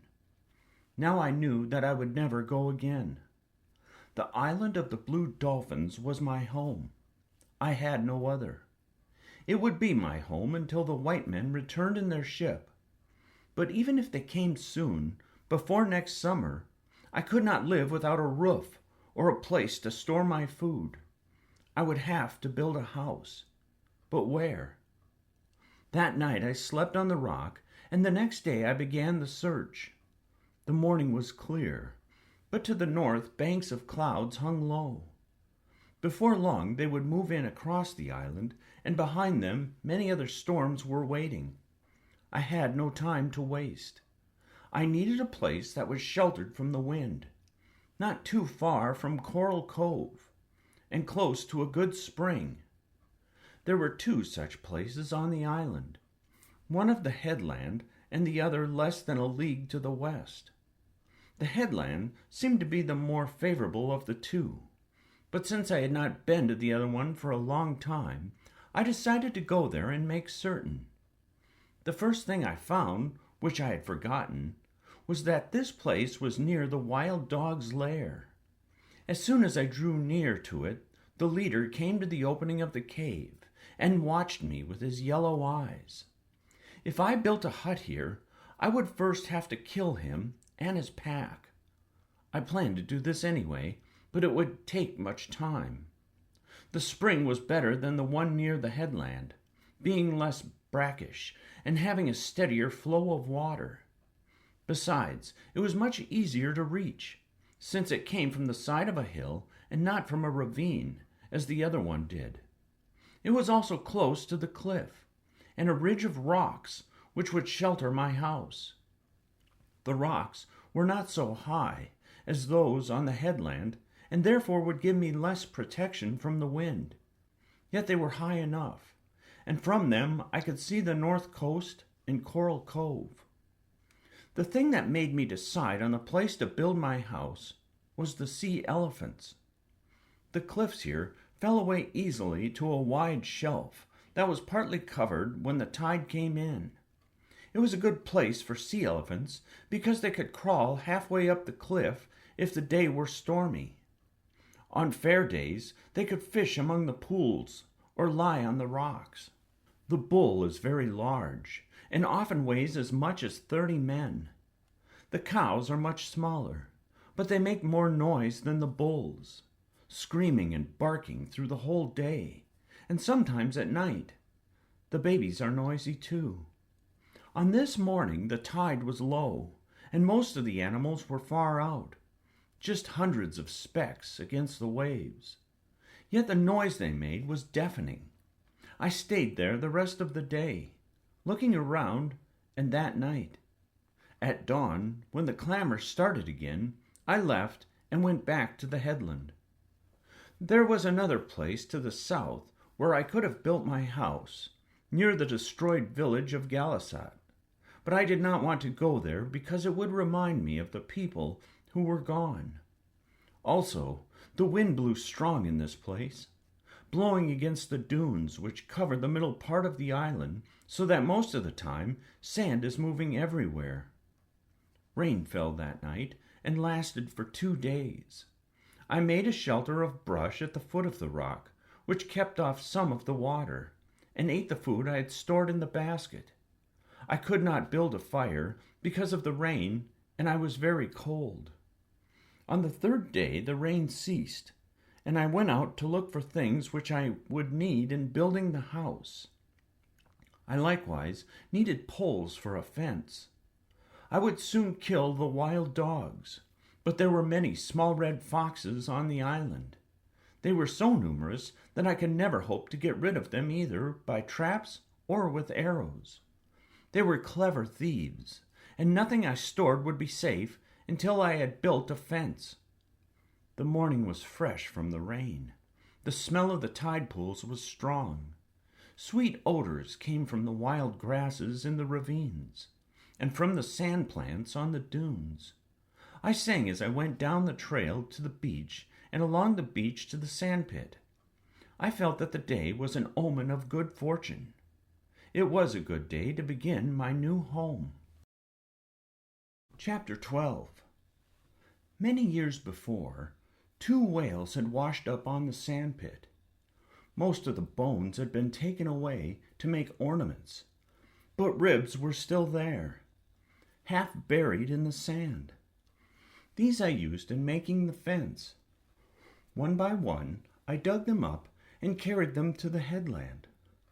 They were long and curved, and when I had scooped out holes and set them in the earth, they stood taller than I did.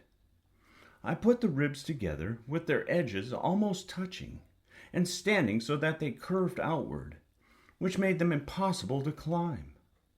Between them I wove many strands of bull kelp, which shrinks as it dries and pulls very tight. I would have used seal sinew to bind the ribs together, for this is stronger than kelp. But wild animals like it, and soon would have gnawed the fence down. Much time went into its building. It would have taken me longer, except that the rock made one end of the fence and part of a side. For a place to go in and out, I dug a hole under the fence, just wide and deep enough to crawl through. The bottom and sides I lined with stones. On the outside, I covered the hole with a mat woven of brush to shed the rain, and on the inside with a flat rock which I was strong enough to move. I was able to take 8 steps between the sides of the fence, which gave me all the room I would need to store the things I gathered and wished to protect. I built the fence first because it was too cold to sleep on the rock, and I did not like to sleep in the shelter I had made until I was safe from the wild dogs.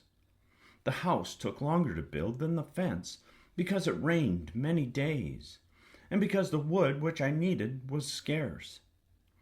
There was a legend among our people that the island had once been covered with tall trees. This was a long time ago, at the beginning of the world, when 𝘠𝘪𝘬𝘷𝘦 and Mukhat ruled. The 2 gods quarreled about many things. 𝘠𝘪𝘬𝘷 wished people to die. Mukhat did not.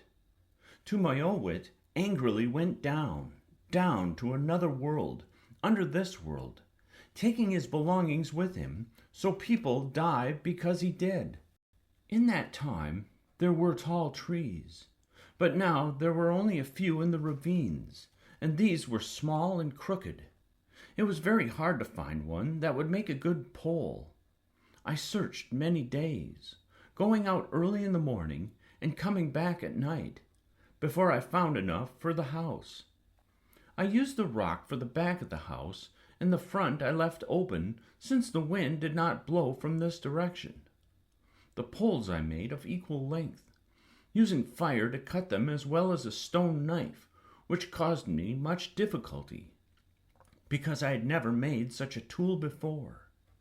There were 4 poles on each side, set in the earth, and twice that many for the roof. These I bound together with sinew and covered with female kelp, which has broad leaves. The winter was half over before I finished the house, but I slept there every night and felt secure because of the strong fence.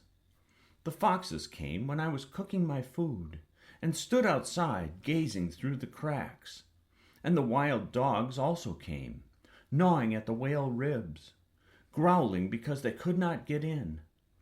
I shot 2 of them, but not the leader.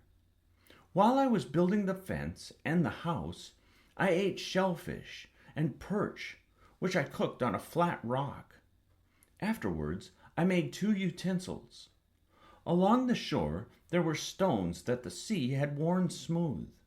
Most of them were round, but I found 2 with hollow places in the center, which I deepened and broadened by rubbing them with sand. Using these to cook in, I saved the juices of the fish, which are good and were wasted before. For cooking seeds and roots, I wove a tight basket of fine reeds, which was easy because I had learned how to do it from my sister 𝘍𝘪𝘬𝘍𝘪. After the basket had dried in the sun, I gathered lumps of pitch on the shore, softened them over the fire, and rubbed them on the inside of the basket so that it would hold water. By heating small stones and dropping them into a mixture of water and seeds in the basket, I could make gruel. I made a place for fire in the floor of my house, hollowing it out and lining it with rocks. In the village of Ghalas-at, we made new fires every night, but now I made one fire which I covered with ashes when I went to bed. The next night I would remove the ashes and blow on the embers. In this way I saved myself much work. There were many gray mice on the island, and now that I had food to keep from one meal to the other, I needed a safe place to put it. On the face of the rock, which was the back wall of my house, were several cracks as high as my shoulder. These I cut out and smoothed to make shelves where I could store my food and the mice could not reach it. By the time winter was over and grass began to show green on the hills, my house was comfortable. I was sheltered from the wind and rain and prowling animals. I could cook anything I wished to eat. Everything I wanted was there at hand. It was now time to make plans for getting rid of the wild dogs, which had killed my brother and would kill me should they ever come upon me unarmed. I needed another and heavier spear, also a larger bow and sharper arrows. To collect the materials for these weapons, I searched the whole island, taking many suns to do it. This left only the nights to work on them, since I could not see well by the dim fire I used for cooking. I made lamps of the dried bodies of little fish, which we call 𝘊𝘰𝘳. The 𝘊𝘰𝘳 is the color of silver and not much bigger than a finger. On nights when the moon shines full, these little fish come swimming out of the sea in schools so thick that you can almost walk on them. They come with the waves and twist and turn on the sand as if they were dancing. I caught many basketfuls of 𝘊𝘰𝘳 and put them out in the sun.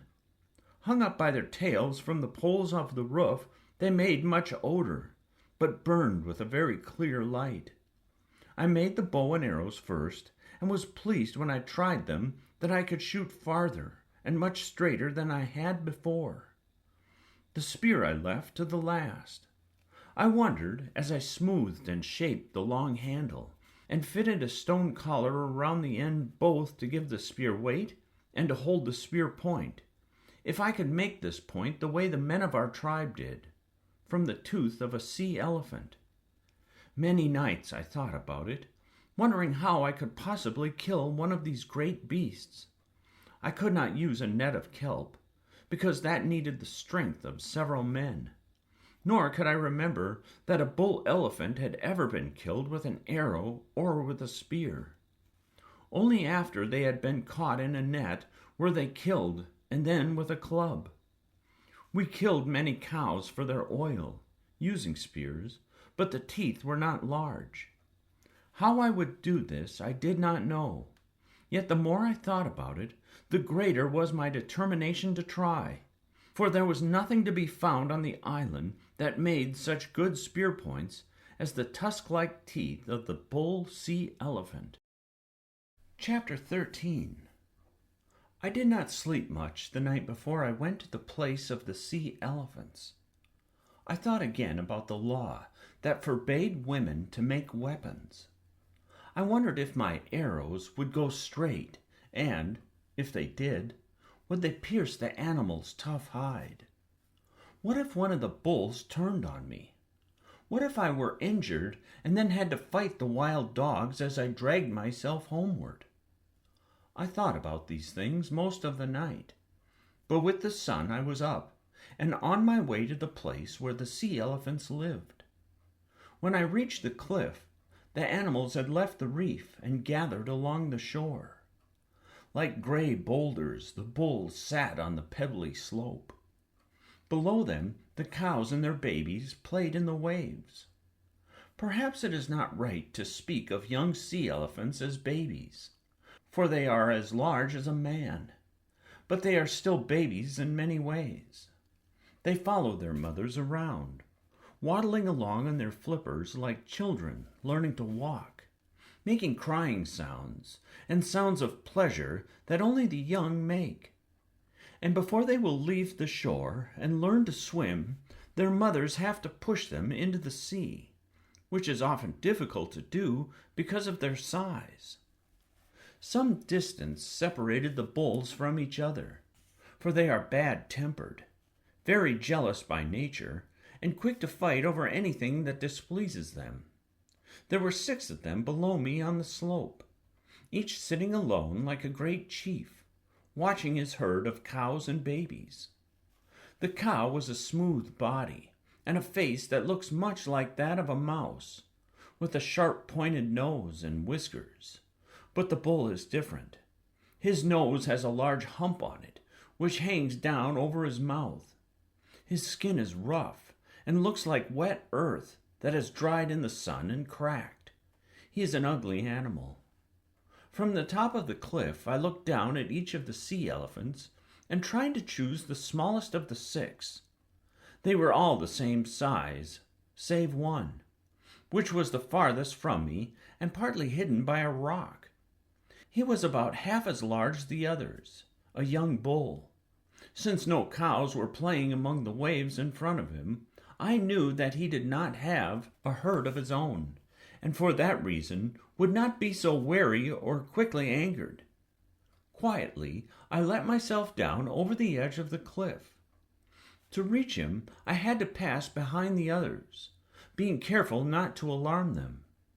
They fear nothing and would not move if they saw me, but it was better, I thought, not to put them on their guard. I carried my new bow, which was almost as tall as I was, and 5 arrows. The path was rough and covered with small stones. I took pains not to send them tumbling down the slope. I was also careful not to be seen by the cows, which get alarmed easily and would have warned the rest of the herd with their cries. I crawled behind a big rock near the young bull. I then got to my feet and fitted an arrow to the bow, although I suddenly remembered my father's warning that, because I was a woman, the bow would break. The sun was far in the west, but luckily my shadow fell away from the young bull. The distance between us was short, and his back was turned squarely toward me. Still, I did not know where to place the first arrow, whether in his shoulders or in his head. The skin of the sea elephant is rough, yet very thin, but beneath it are thick layers of fat, and though his body is large, his head is small and makes a poor target. While I stood there behind the rock, not knowing what to do, again aware of my father's warning that a bow in the hands of a woman would always break in a time of danger, the animal began to move toward the shore. At first, I thought that by some chance he had heard me. I soon saw that he was on his way toward the cows that belonged to the old bull sitting nearby. The sea elephant moves fast in spite of his size, waddling along on his great flippers, which he uses like hands. The bull was nearing the water. I let the arrow go, and it went straight. At the last instant, he changed direction and, though the bow did not break, the arrow passed harmlessly to one side. I had failed to notice that the old bull was moving down the slope until I heard stones grating against each other. Quickly, he overtook his rival and with a single thrust of his shoulders overturned him. The young bull stood as high as a tall man and was twice that length. Yet, from the force of the blow, he rolled into the water and lay there stunned. The old bull bore down upon him, swinging his head, and bellowing so loud it echoed against the cliffs. The herd of cows and calves, who were lying in the waves and scratching their backs with their flippers, stopped to watch the battle.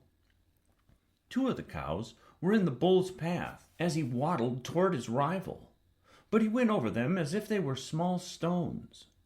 Using his tusk-like teeth, he ripped a long gash in the young bull's side.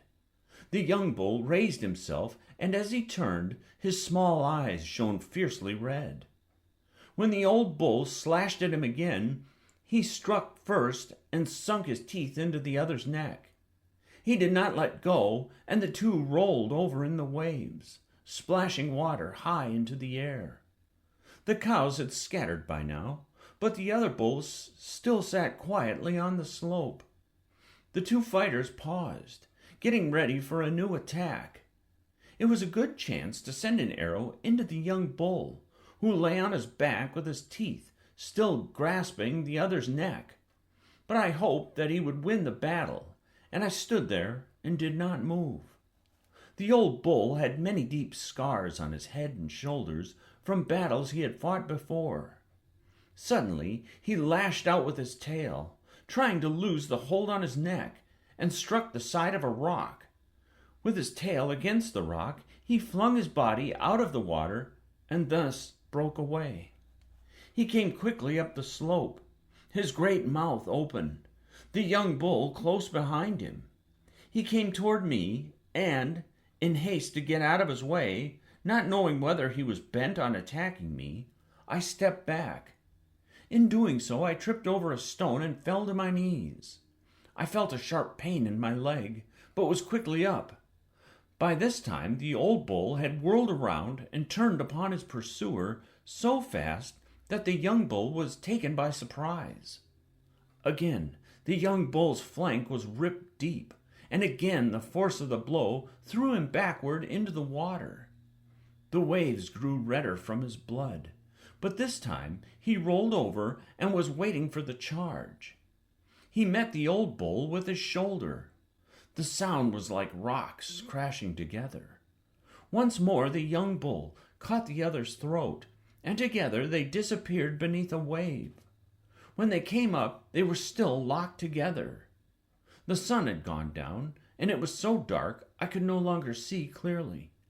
My leg had now begun to hurt. Since I had a long way to go, I left them. I could hear their bellowing as I went up the cliff, and for a long time afterward. Chapter 14. My leg hurt so much by the time I had reached the house that it was hard for me to crawl under the fence and move aside the heavy rock. For 5 suns I could not go out because my leg had swollen so badly, and I had no herbs with which to treat it. I had enough food to eat, but on the 3rd day the water in the basket ran low. 2 days later the basket was empty. It was necessary then for me to go to the spring in the ravine. I started out when the sun rose. I took with me shellfish to eat, also my spear and my bow and arrows. I went very slowly, for I had to crawl on my hands and knees, carrying the food tied to my back and dragging the weapons. There was a short way to the spring, but it was over many rocks which I could not climb. so I had to take a longer way through the brush. I reached the ravine when the sun was overhead. The spring was not far off, and I rested there, though I was very thirsty, cutting a lobe from a cactus bush to chew on. While I was resting there, sucking the juice from the cactus, I saw the big gray dog, the leader of the wild pack, in the brush above me. His head was down, and he was moving slowly, sniffing the tracks I had made. He saw me soon after I saw him, and stopped. Behind him was the rest of the pack, trotting along one after the other. The pack stopped too. I took up my bow and fitted an arrow, but as I did this, the big dog faded away into the brush and was quickly followed by the others. In the time of one breath, they were gone. There was nothing to aim my arrow at. It was as if they had not been there at all. I listened. They were moving so silently I could not hear their steps, but I was sure that they would try to surround me. Slowly I crawled on, stopping to listen, to glance back, to measure the distance between me and the spring. My leg hurt. I left my bow and arrows behind as I went on, for the brush had grown heavy, and I could not use them. In one hand I dragged my spear. I came to the spring. It flowed out of a crack in a rock, and the rock rose high on 3 sides of it. The wild dogs could not attack me from any of these directions, so I lay on the earth and drank, watching the ravine below me. I drank for a long time, and filled my basket, and then, feeling better, crawled toward the mouth of the cave. A ledge of black rock ran out above it. Some low bushes grew there, and among them, with just his head showing, stood the big gray dog. He did not move, but his yellow eyes followed me, turning slowly as I drew near the cave. Another head showed behind him, and another. They were too far away for me to reach with my spear. Suddenly, I saw brush moving on the opposite bank of the ravine. The pack had split up and were waiting on both sides of the ravine for me to pass them. The cave was now in front of me. I crawled to the mouth and into it. Above me, I could hear feet running and the cracking of brush, which was followed by silence. I was safe. I knew the wild dogs would come back, and they did as night fell, stalking around in the brush until morning, but not venturing close. Although the mouth of the cave was small, once you were inside, it spread out, and you could stand up. Water dropped from the roof, and the cave was cold without a fire, but here I stayed for 6 suns, until my leg was well, crawling out only once to fetch water from the spring. While I was living there, I decided that I would make the cave into another house, where I could stay should I again get hurt or sick, and this I did as soon as I was strong and could walk. The cave went far back into the hill, around many turns, but I only needed that part which lay near the opening, and which the sun could reach during some of the day. A long time before this, my ancestors had used the cave. Why, I do not know. And along the walls on each side they had cut figures in the stone. There were figures of pelicans floating on the water and flying, of dolphins, whales, sea elephants, gulls, ravens, dogs, and foxes. Near the opening of the cave, they had also cut 2 deep basins in the stone, which I decided to use for storing water since they held much more than the baskets. I made shelves in the side of the rock as I had done in the other house, and gathered shellfish and seeds to store there. I also gathered herbs from the hill above the spring in case I should need them. The bow and arrows I had first made, I likewise took to the cave. At the last, after I had made a good bed of seaweed and collected dry wood for my fires, I closed the opening with stones, except for a small hole at the top which I could crawl through. All this I did, thinking of the days I'd been sick and without water. It was hard work, much of it a man's work, but not until I was finished did I go back to the place where the sea elephants lived. The tide was low when I reached it. Far up on the slope lay the body of the old bull. Gulls had picked his bones clean, but I found what I had come for. Some of the teeth were as long as my hand and half its width. They were curved at the tops, and some were broken, but when I had ground the best of them down with sand, I had for my work 4 good spear points, broad at the bottom and very sharp at the ends. I made 2 more spears from these points, and at last was ready to go to the cave of the wild dogs. Chapter 15. There had been wild dogs on the island of the Blue Dolphins as long as I remember. But after the Aleuts had slain most of the men of our tribe, and their dogs had left to join the others, the pack became much bolder. It spent the nights running through the village, and during the day was never far off. It was then that we made plans to get rid of them, but the ship came and everyone left Ghalas-at.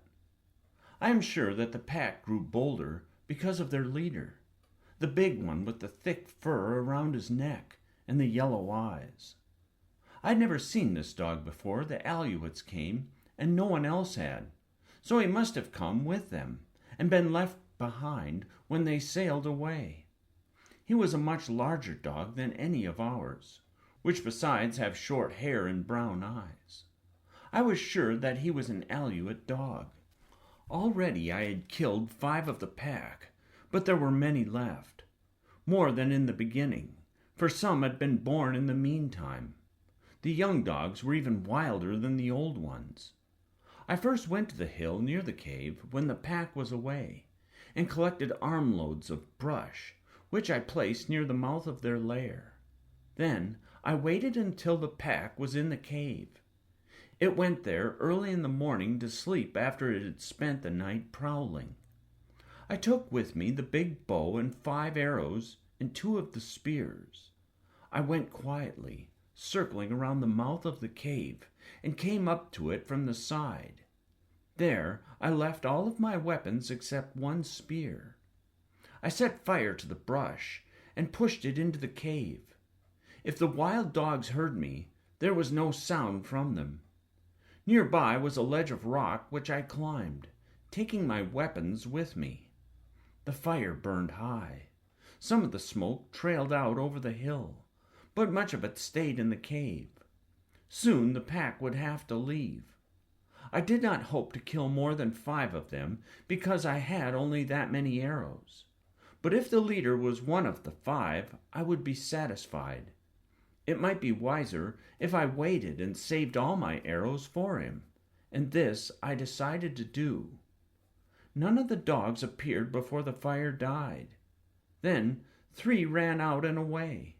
7 more followed, and a long time afterwards, a like number. There were many more still left in the cave. The leader came next. Unlike the others, he did not run away. He jumped over the ashes and stood at the mouth of the cave, sniffing the air.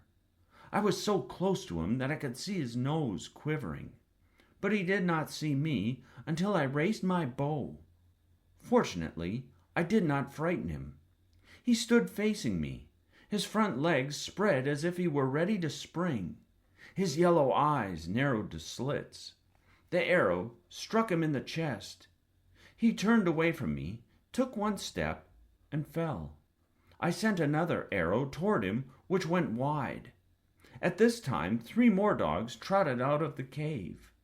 I used the last of my arrows and killed 2 of them. Carrying both of the spears, I climbed down from the ledge and went through the brush to the place where the leader had fallen. He was not there. While I had been shooting at the other dogs, he had gone. He could not have gone far because of his wound. But though I looked everywhere, around the ledge where I had been standing, and in front of the cave, I did not find him. I waited for a long time, and then went inside the cave.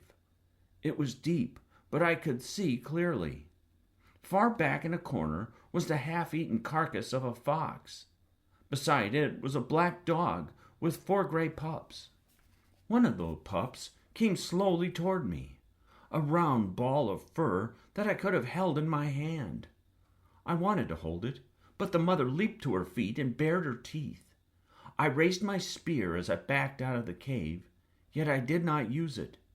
The wounded leader was not there. Night was coming, and I left the cave, going along the foot of the hill that led to the cliff. I had not gone far on this trail that the wild dogs used when I saw the broken shaft of an arrow. It had been gnawed off near the tip, and I knew it was from the arrow which had wounded the leader. Farther on, I saw his tracks in the dust. They were uneven, as if he were traveling slowly.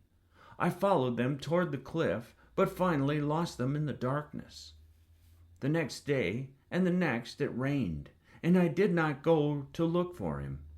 I spent those days making more arrows, and on the 3rd day, with these arrows and my spear, I went out along the trail the wild dogs had made to and from my house. There were no tracks after the rain, but I followed the trail to the pile of rocks where I'd seen them before.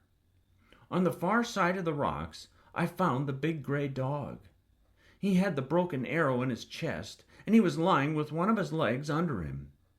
He was about 10 paces from me, so I could see him clearly. I was sure that he was dead, but I lifted the spear and took good aim at him. Just as I was about to throw the spear, he raised his head a little from the earth and then let it drop. This surprised me greatly, and I stood there for a while, not knowing what to do, whether to use the spear or my bow. I was used to animals playing dead until they suddenly turned on you or ran away. The spear was the better of the 2 weapons at this distance, but I could not use it as well as the other, so I climbed onto the rocks where I could see him if he ran. I placed my feet carefully. I had a 2nd arrow ready should I need it. I fitted an arrow and pulled back the string, aiming at his head. Why I did not send the arrow, I cannot say. I stood on the rock with the bow pulled back, and my hand would not let it go. The big dog lay there and did not move, and this may be the reason. If he had gotten up, I would have killed him. I stood there for a long time, looking down at him, and then I climbed off the rocks. He did not move when I went up to him, nor could I see him breathing until I was very close. The head of the arrow was in his chest, and the broken shaft was covered with blood. The thick fur around his neck was matted from the rain. I do not think he knew I was picking him up, for his body was limp, as if he were dead. He was very heavy, and the only way I could lift him was by kneeling and putting his legs around my shoulders. In this manner, stopping to rest when I tired, I carried him to the headland. I could not get through the opening under the fence, so I cut the bindings and lifted out 2 of the whale ribs, and thus took him into the house. He did not look at me or raise his head when I laid him on the floor, but his mouth was open and he was breathing. The arrow was a small point, which was fortunate, and came out easily though it had gone deep. He did not move while I did this, nor afterwards as I cleaned the wound with a peeled stick from a coral bush. This bush has poisonous berries, yet its wood often heals wounds that nothing else will. I had not gathered food for many days, and the baskets were empty, so I left water for the dog, and, after mending the fence, went down to the sea. I had not thought that he would live, and I did not care. All day I was among the rocks, gathering shellfish, and only once did I think of the wounded dog, my enemy, lying there in the house, and then to wonder why I had not killed him. He was still alive when I got back, though he had not moved from the place where I had left him. Again, I cleaned the wound with a coral twig. I then lifted his head and put water in his mouth, which he swallowed. This was the first time that he had looked at me since the time I had found him on the trail. His eyes were sunken, and they looked out at me from far back in his head. Before I went to sleep, I gave him more water. In the morning, I left food for him when I went down to the sea, and when I came home he had eaten it. He was lying in the corner watching me. While I made a fire and cooked my supper, he watched me. His yellow eyes followed me wherever I moved. That night I slept on the rock, for I was afraid of him, and at dawn as I went out, I left the hole under the fence open so he could go. But he was there when I got back, lying in the sun with his head on his paws. I had speared 2 fish, which I cooked for my supper. Since he was very thin, I gave him one of them, and after he had eaten it, he came over and lay down by the fire, watching me with his yellow eyes that were very narrow and slanted up at the corners. 4 nights I slept on the rock, and every morning I left the hole under the fence open so he could leave. Each day I speared a fish for him, and when I got home, he was always at the fence, waiting for it. He would not take the fish from me, so I had to put it on the ground. Once I held up my hand to him, but at this he backed away and showed his teeth. On the 4th day, when I came back from the rocks early, he was not there at the fence waiting. A strange feeling came over me. Always before, when I returned, I had hoped that he would be gone. But now, as I crawled under the fence, I did not feel the same. I called out, "Dog, dog," for I had no other name for him. I ran toward the house, calling it. He was inside. He was just getting to his feet, stretching himself and yawning. He looked first at the fish I carried, and then at me, and moved his tail. That night I stayed in the house. Before I fell asleep, I thought of a name for him, for I could not call him Dog. The name I thought of was 𝘊𝘬𝘮𝘮𝘦, which means in our language, fox eyes. Chapter 16. The white men's ship did not return that spring, or in the summer, but every day, whether I was on the headland, or gathering shellfish on the rocks, or working on my canoe, I watched for it. I also watched for the red ship of the 𝘓𝘪𝘬𝘦𝘯𝘵. I was not sure what I would do if the 𝘓𝘪𝘬𝘠 came. I could hide in the cave, which I had stored with food and water, for it was surrounded by thick brush, and the mouth of the ravine could only be reached from the sea. The 𝘓𝘓𝘬𝘠 had not used the spring and did not know about it because there was another one closer to where they had camped. But they might come upon the cave by chance, and then I must be ready to flee. For this reason, I worked on the canoe. I had abandoned on the spit. I went to the place where the others were hidden, but they were dried out and cracked. Also, they were too heavy for a girl to push into the water, even a girl as strong as I was.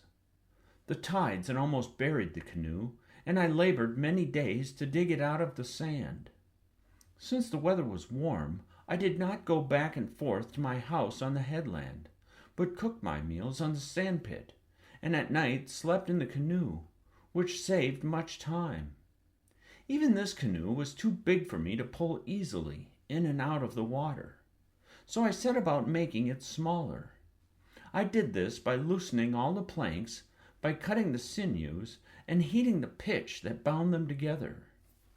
I then shaped these planks to half their length, using sharp knives made from a black stone, which is to be found at one place on the island, and bound them back together with fresh pitch and sinews. The canoe, when I had finished, was not so beautiful as it had been before, but I could now lift one end of it and drag it through the waves. All the time I was working on the canoe, which was most of that summer, 𝘊𝘬𝘮𝘮𝘦 was with me. He was either sleeping in the shade of the canoe or running up and down the sandpit, chasing the pelicans that roost there in great numbers, because there are numerous fish nearby. He never caught any of the birds, yet he would keep trying until his tongue hung out of his mouth. He had learned his name quickly, and many words that meant something to him. 𝘊𝘪𝘬𝘮, for example, which is our word for pelican, and 𝘓𝘪𝘬𝘮, which means fish. I talked to him often, using these words and others, and many that he did not understand, just as though I were talking to one of my people.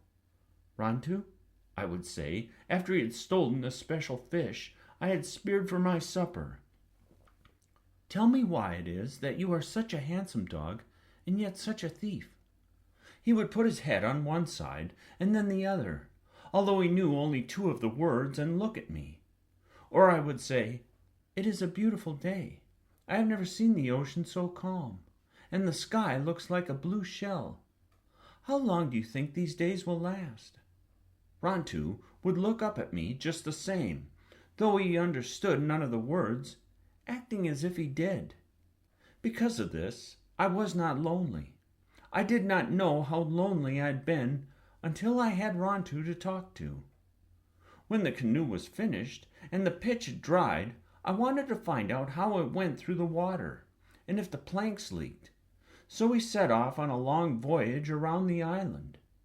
The voyage took all of one day, from dawn until night. There are many sea caves on the island of the blue dolphins, and some of them are large and go far back into the cliffs. One of these was near the headland where my house stood. The opening was narrow, not much wider than the canoe, but once we were inside, it spread out and was larger than my place on the headland. The walls were black and smooth, and slanted far up over my head. The water was almost as black, except where light came through the opening.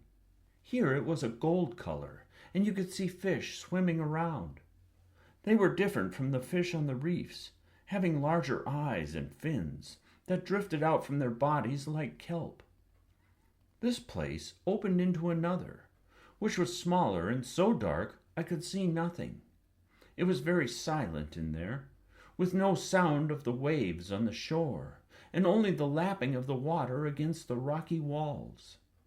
I thought of the god 𝘠𝘪𝘬𝘠𝘦, who had become angry at Mukhat and gone down, down into another world, and I wondered if it were not to such a place as this he had gone. Far ahead was a spot of light no larger than my hand, so instead of turning back, which I felt like doing, I drifted toward it around many turnings and came at last to another room much like the first. Along one side was a wide shelf of rock, which ran out to the sea through a narrow opening. The tide was full, and yet the shelf was out of the water. It was a fine place to hide a canoe, which could be lifted out and stored there where no one would find it. The ledge joined the cliff just below my house.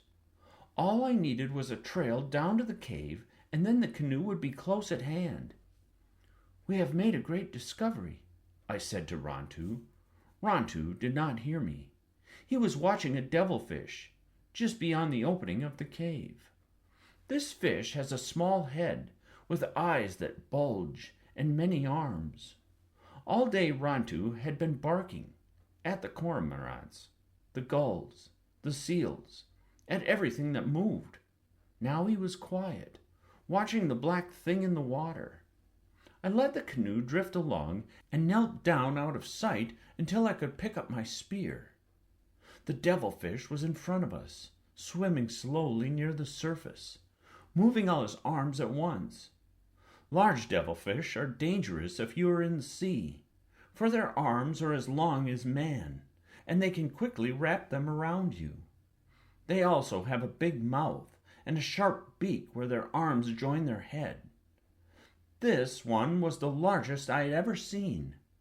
Since Rontu was standing in front of me and I could not put the canoe into a better position, I had to lean out to use the spear.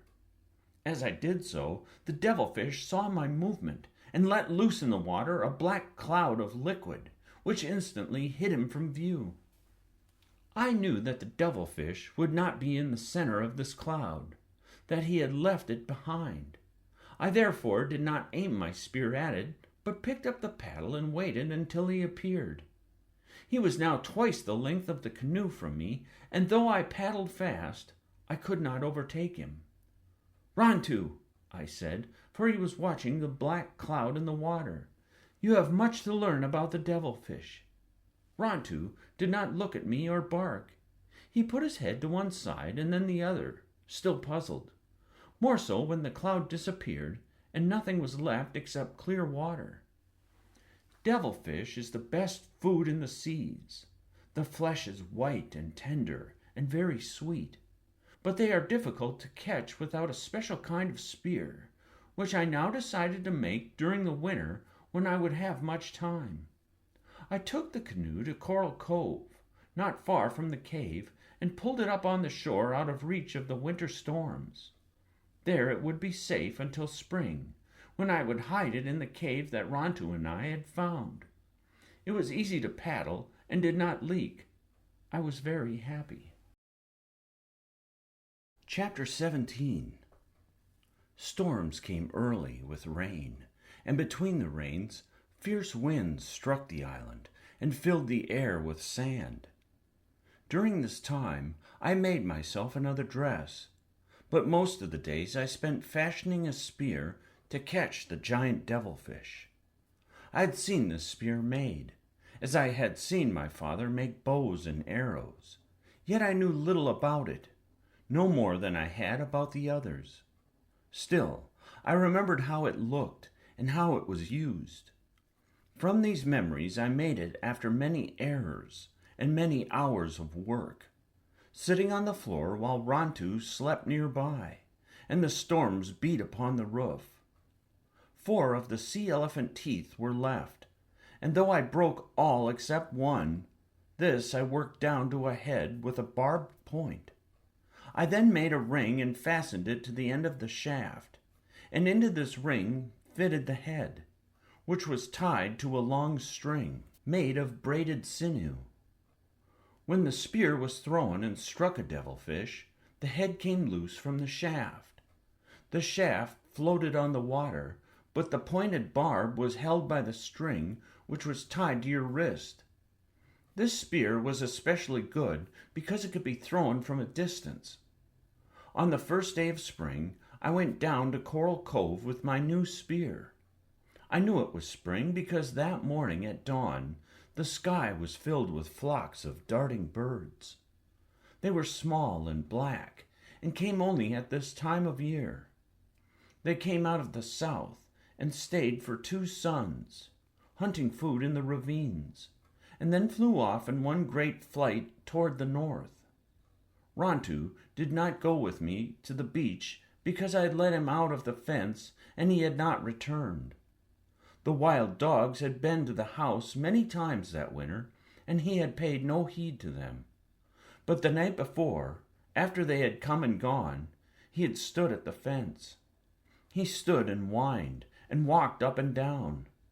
It worried me to see him act so strangely, and when he refused to eat, I finally let him out.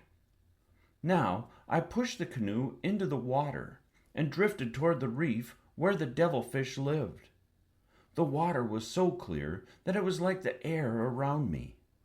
Far down the sea ferns moved as though a breeze were blowing there, and among them swam the devilfish, trailing their long arms.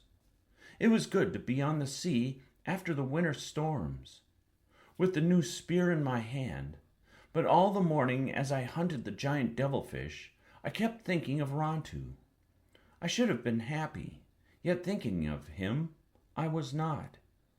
Would he come back, I wondered, or had he gone to live with the wild dogs? Would he again be my enemy? If he were my enemy, I knew that I could never kill him now that he had been my friend. When the sun was high, I hid the canoe in the cave we had found, for once more it was the time the Alouettes might return, and with the 2 small bass I had speared, though not the giant devilfish, I went up the cliff. I'd planned to make a trail from the cave to my house, but had decided that it could be seen from a ship and by anyone standing on the headland. The climb was steep. As I reached the top, I paused for breath. The morning was quiet except for the noise of the little birds flying from bush to bush, and the cries of the gulls, who did not like these strangers. Then I heard the sound of dogs fighting. The sound came from far off, perhaps from the ravine, and taking my bow and arrows, I hurried in that direction. I went down the path which led to the spring. There were tracks of the wild dogs around the spring, and among them I saw the large ones of 𝘓𝘪𝘬𝘦. The tracks led away through the ravine which winds to the sea. I heard again the distant sound of fighting. I went slowly through the ravine because of my bow and arrows. At last I came to the place where it opens into a meadow right at the edge of a low sea cliff. Sometimes in the summers, a long time ago, my people had lived here. They gathered shellfish on the rocks and ate them here, leaving the shells which after many summers had formed a mound. Over this grass had grown, and a thick-leafed plant called 𝘊𝘰𝘮𝘮𝘦. On this mound, among the grasses and the plants, stood 𝘓𝘪𝘬𝘦. He stood facing me, with his back to the sea cliff. In front of him, in a half-circle, were the wild dogs. At first I thought that the pack had driven him there against the cliff and were getting ready to attack him. But I soon saw that 2 dogs stood out from the rest of the pack, between it and 𝘓𝘪𝘬𝘦, and that their muzzles were wet with blood. One of these dogs was the leader, who had taken 𝘓𝘪𝘬𝘕's place when he had come to live with me. The other one, which was spotted, I had never seen. The battle was between 𝘓𝘓𝘬𝘕 and these 2 dogs. The rest were there to fall upon whichever was beaten. So great was the noise made by the pack, they had not heard me as I came through the brush, nor did they see me now as I stood at the edge of the meadow. They sat on their haunches and barked, with their eyes fixed on the others. But I was sure that 𝘓𝘓𝘬𝘕 knew I was somewhere near, for he raised his head and smelled the air. The 2 dogs were trotting back and forth along the foot of the mound, watching 𝘓𝘓𝘬𝘕. The fight had probably started at the spring, and they had stalked him to this place where he had chosen to fight. The sea cliff was behind him, and they could not reach him from that direction, so they were trying to think of some other way. It would have been easier if one could have attacked him from the back and one from the front. 𝘓𝘓𝘬𝘕 did not move from where he stood on top of the mound. Now and again he lowered his head to lick a wound on his leg, but whenever he did, he always kept his eyes on the 2 dogs, trotting up and down. I could have shot them, for they were within reach of my bow, or driven off the pack, yet I stood in the brush and watched. This was a battle between them and 𝘓𝘓𝘬𝘕. If I stopped it, they would surely fight again, perhaps at some other place less favorable to him. 𝘓𝘓𝘬𝘕 again licked his wound, and this time he did not watch the 2 dogs moving slowly past the mound. I thought it was a lure, and so it proved to be, for suddenly they ran toward him. They came from opposite sides of the mound, ears laid back and teeth bared. 𝘓𝘓𝘬𝘕 did not wait for the attack, but, leaping at the nearer one, turned his shoulder and with his head lowered caught the dog's foreleg. The pack was quiet. In the silence I could hear the sound of the bone breaking, and the dog backed away on 3 legs. The spotted dog had reached the top of the mound. Whirling away from the one he had crippled, 𝘓𝘓𝘬𝘕 faced him, but not in time to fend off the first heavy rush. Teeth slashed at his throat, and, as he turned his body, struck him instead on the flank, and he went down. At that moment, while he lay there on the grass, with the dog circling warily and the pack moving slowly toward him, without knowing that I did so, I fitted an arrow to the bow. A good distance separated 𝘓𝘓𝘬𝘕 from his attacker, and I could end the battle before he was wounded further or the pack fell upon him. Yet, as before, I did not send the arrow. The spotted dog paused, and turned in his tracks, and again leaped this time from behind. 𝘓𝘓𝘬𝘕 was still lying in the grass with his paws under him, and I thought he did not see that the other was upon him. But crouching there, he suddenly raised himself, and at that same time fastened his teeth in the dog's throat. Together they rolled off the mound, Yet 𝘊𝘪𝘬𝘦 did not let go. The pack sat restless in the grass. In a short time, 𝘊𝘪𝘬𝘦 rose to his feet and left the spotted dog where it lay. He walked to the top of the mound and lifted his head and gave a long howl. I had never heard this sound before. It was the sound of many things that I did not understand. He trotted past me and up the ravine. When I got to the house, he was there waiting, as if he had not been away or nothing had happened. In all the time he lived, 𝘊𝘪𝘬𝘦 never left again, and the wild dogs, which for some reason divided into two packs, after that never returned to the headland. Chapter 18. Flowers were plentiful that spring because of the winter's heavy rains. The dunes were covered with mats of sandflowers, which are red and have tiny eyes that are sometimes pink and sometimes white. Yuccas grew tall among the rocks of the ravine. Their heads were clustered with curly globes, no larger than pebbles, and the color of the sun when it rises. Lupines grew where the springs ran. From the sunny cliffs, in crevices where no one would think anything could grow, sprang the little red and yellow fountains of the 𝘊𝘪𝘐𝘮. Birds were plentiful too. There were many hummers, which can stand still in the air and look like bits of polished stone, and have long tongues to sip honey with.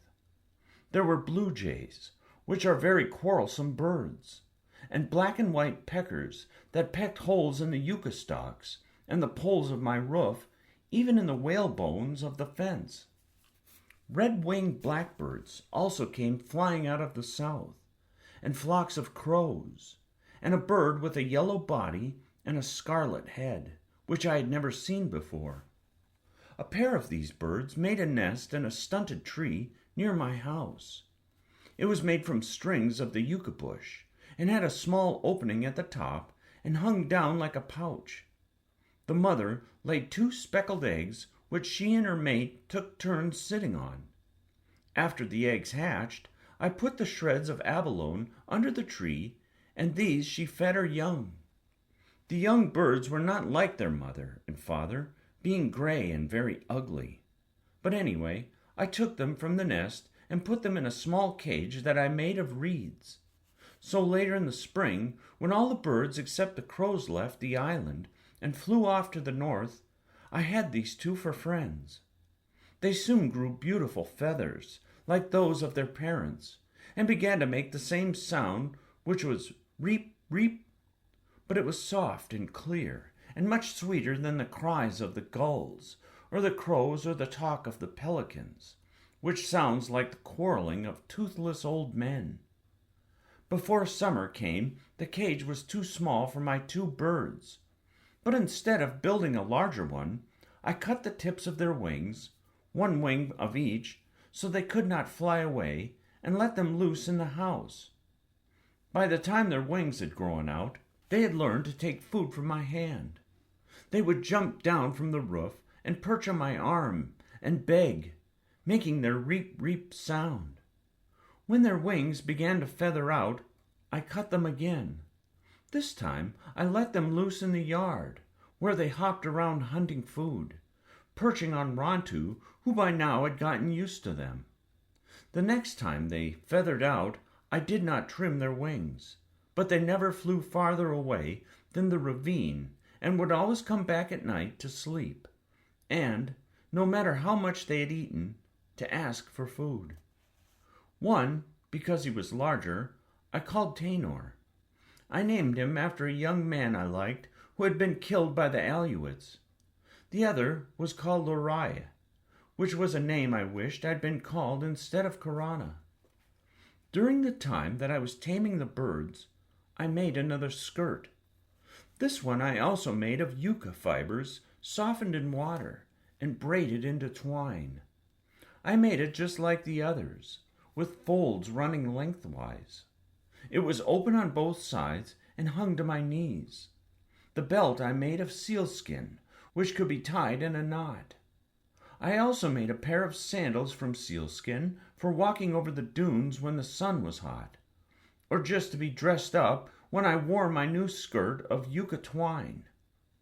Often I would put on the skirt and the sandals and walk along the cliff with 𝘊𝘳𝘪𝘬𝘦. Sometimes I made a wreath of flowers and fastened it in my hair. After the Aleuts had killed our men at Coral Cove, all the women of our tribe had singed their hair short as a sign of mourning. I had singed mine too, with a faggot, but now it had grown long again and came to my waist. I parted it and let it fall down my back, except when I wore a wreath. Then I made braids and fastened them with long whalebone pins. I also made a wreath for 𝘊𝘳𝘪𝘬𝘦's neck, which he did not like. Together we would walk along the cliff, looking at the sea, and though the white men's ship did not return that spring, it was a happy time. The air smelled of flowers, and birds sang everywhere. Chapter 19.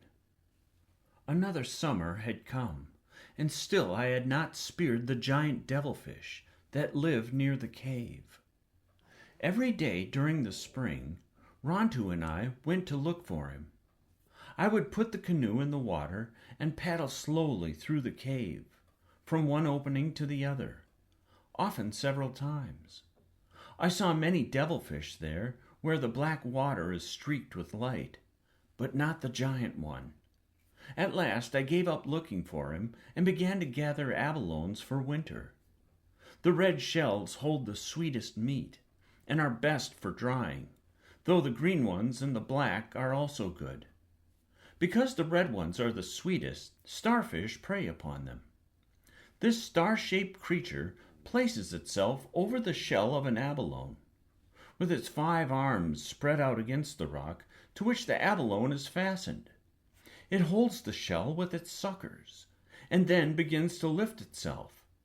The starfish pulls against the abalone shell, sometimes for days, holding on with its suckers and pushing up with its legs, until little by little the heavy shell comes loose from the body.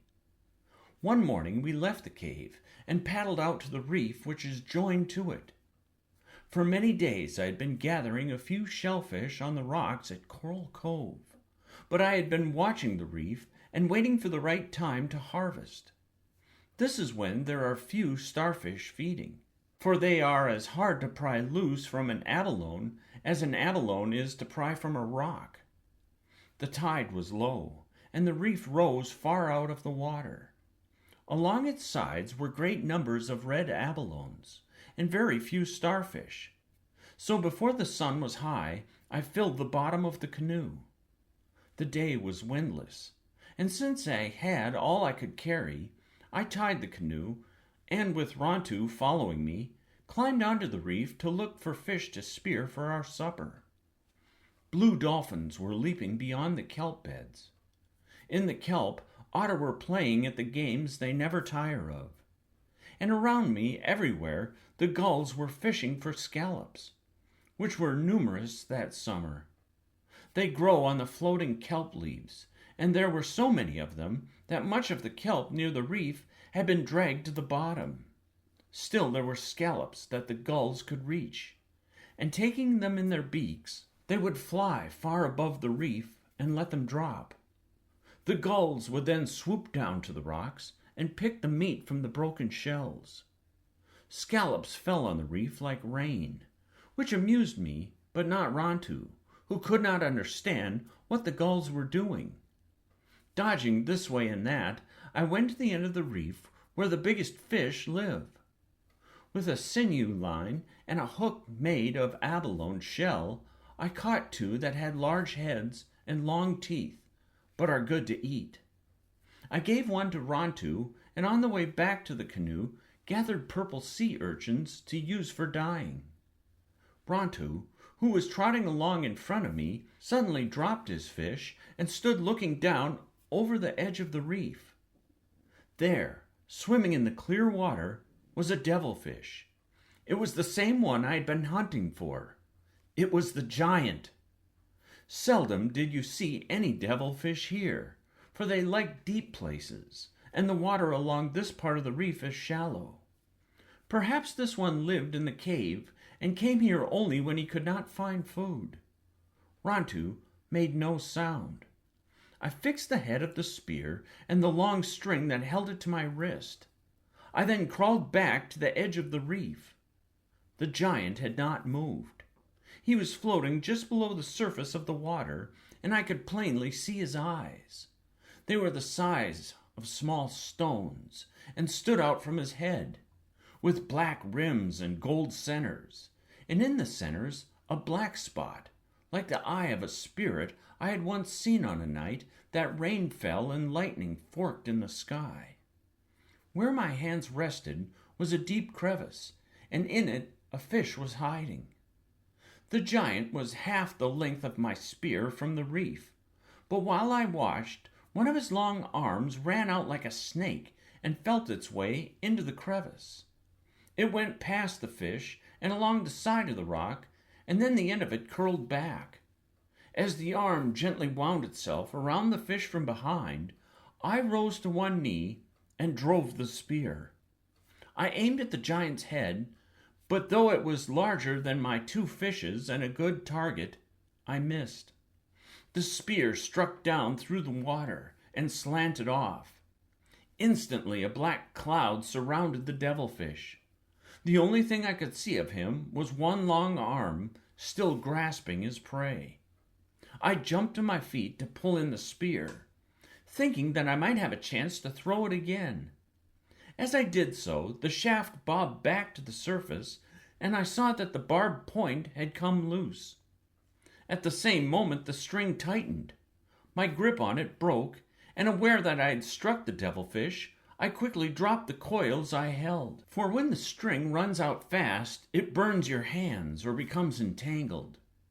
The devilfish does not swim with fins or flippers, like other things in the sea. He takes water in through the hole in the front of his body and pushes the water out behind through 2 slits. When he is swimming slowly, you can see these 2 streams trailing out, but only then. When he moves fast, you can see nothing except a streak in the water. The coils I had dropped on the rock hopped and sang as they ran. Then there were no more of them. The string tightened on my wrist, and, to lessen the shock, I leaped across the crevice in the direction the giant had taken. With the string in both hands, but still fastened to my wrist, I braced my feet on the slippery rock and leaned backwards. The string snapped tight with the weight of the devilfish. It began to stretch, and fearing that it might break, I walked forward. Yet I made him pull me every step. He was moving toward the cave, along the edge of the reef. The cave was a good distance away. If he got there, I would surely lose him. The canoe was tied just in front of me. Once I was in it, I could let him pull me until he grew tired, but there was no way to untie the canoe and still hold on to the string. 𝘊𝘪𝘬𝘦 all this time was running up and down the reef barking and leaping at me, which made my task harder. Step by step I walked forward until the devilfish was in the deep water close to the cave. He was so close that I had to stop, even if the sinew broke and I lost him. I therefore braced myself and did not move. The sinew stretched, throwing off drops of water. I could hear it stretch, and I was sure it would break. I did not feel it cutting into my hands, though they bled. The pull suddenly lessened, and I was sure that he was gone. But the next instant I saw the string cutting the water in a wide circle. He was swimming off from the cave and the reef toward some rocks that were about twice the length of the string away. He would be safe there too, for among them were many places to hide. I pulled in half the string while he was moving toward the rocks, but soon had to let it out. It grew tight and again began to stretch. The water here was only a little over my waist, and I let myself down over the reef. There was a sandbar not far from the rocks, and stepping carefully on the bottom, which was full of holes, I slowly made my way toward it. 𝘊𝘪𝘬𝘦 swam along by my side. I reached the sandbar before the devilfish could hide himself in the rocks. The string held, and he turned about and once more swam toward the cave. Twice again he did this. Each time I took in some of the string. The third time, as he came up into the shallow water, I walked backwards across the sandbar so he would not see me, and pulled on the string with all my strength. The giant slid up on the sand. He lay with his arms spread out, partly in the water, and I thought he was dead. Then I saw his eyes moving. Before I could shout a warning, 𝘊𝘪𝘬𝘦 had rushed forward and seized him. But the devilfish was too heavy to lift or shake. As 𝘊𝘪𝘬𝘠's jaws sought another hold, 3 of the many arms wound themselves around his neck. Devilfish are only dangerous when in the water, where they can fasten themselves to you with their long arms.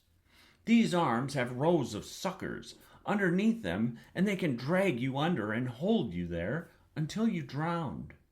But even on land, the devilfish can injure you, for he is strong and does not die quickly. The giant was flailing his arms, struggling to get back into the water. Little by little, he was dragging 𝘊𝘪𝘬𝘦 with him. I could no longer use the string because it was wound around 𝘊𝘪𝘬𝘠's legs. The whalebone knife I used for prying abalones from the rocks was tied to a thong at my waist. The blade was thick at the point, but had a sharp edge. I dropped the coils of string and unfastened the knife as I ran. I ran past the devilfish and got between him and the deep water. So many of his arms were flailing that it was useless to cut any one of them.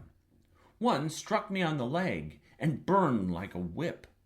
Another, which 𝘊𝘪𝘬𝘦 had chewed off, lay wriggling at the edge of the water, as if it were looking for something to fasten on to. The head rose out of the twisting arms like a giant's stalk. The gold eyes with their black rims were fixed on me.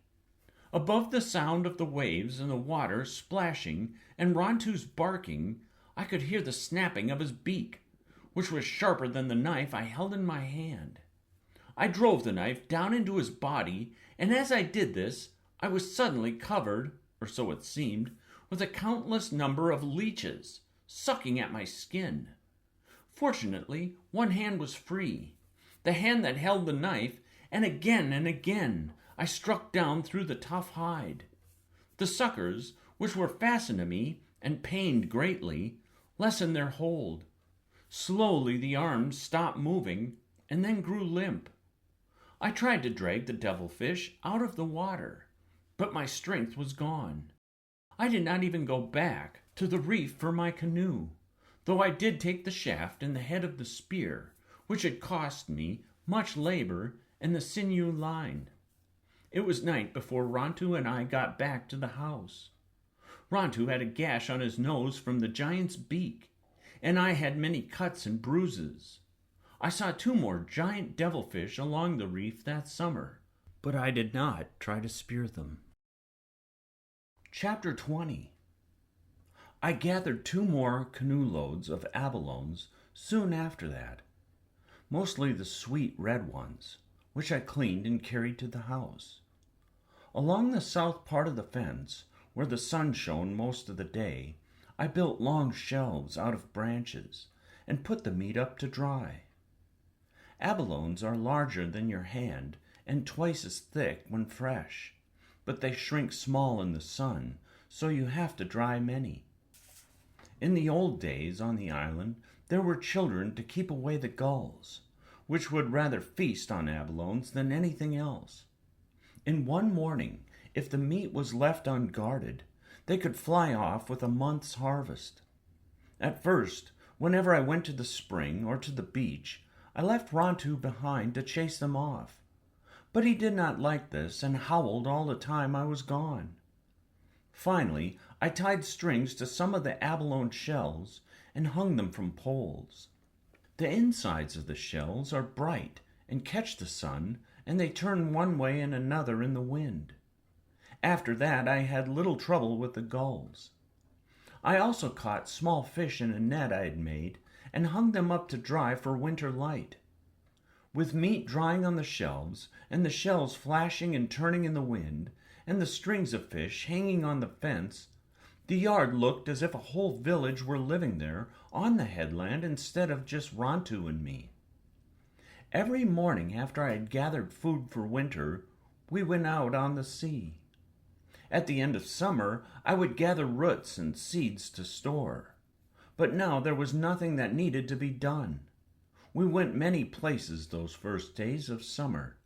To the beach where the sea elephants lived. To Black Cave, which was even larger than the first cave we found. And to Tall Rock, where the cormorants roosted. Tall Rock was more than a league from the island and was black and shimmering because it was covered with cormorants. I killed 10 of the birds the first time we went there, and I skinned and fleshed them and put them out to dry, for someday I wanted to make myself a skirt of cormorant feathers. Black Cave was on the south coast of the island, near the place where the canoes were stored. In front of the cave was a high ledge of rocks, surrounded by deep kelp beds, and I would have paddled by it if I had not seen a sea hawk fly out. The sun was in the west, and I had a long way to go to reach home, but I was curious about the hawk and the place he lived in. The opening of the cave was small, like the one in the cave under the headland, and 𝘍𝘪𝘬𝘦 and I had to crouch low to get through. Weak light came from outside, and I saw that we were in a room with black, shining walls that curved high overhead. At the far end of the room was another small opening. It was long and very dark, but when we reached the end of it, we were in another room which was larger than the first and lit with a shaft of light. The light came from the sun, which shone down through a jagged crack in the ceiling. Seeing the sun shining down and the black shadows drifting over the walls, 𝘍𝘪𝘬𝘦 barked, then began to howl. The sound echoed through the cave like the howling of a whole pack of dogs. It sent a cold feeling down my back. "Be quiet!" I shouted, putting my hand over his jaws. My words echoed and echoed in the room. I turned the canoe around and started back toward the opening. Above it, on a deep ledge that ran from one side of the room to the other, my gaze fell upon a row of strange figures. There must have been 24 of them standing against the black wall. They were as tall as I, with long arms and legs, and short bodies made of reeds, and clothed in gull feathers. Each one had eyes fashioned of round or oblong discs of abalone shell, but the rest of their faces were blank. The eyes glittered down at me, moved as the light on the water moved, and was reflected upon them. They were more alive than the eyes of those who live. In the middle of the group was a seated figure, a skeleton. It sat leaning against the wall with its knees drawn up and its fingers, which were raised to its mouth, a flute of pelican bone. There were other things there on the ledge, in the shadows among the standing figures, but having drifted far back in the room, I again paddled toward the opening. I'd forgotten that the tide was coming in. To my great surprise, the opening had narrowed. It was too small now for me to get through. We would have to stay there in the room until the tide went out, until dawn came. I paddled to the far end of the cave.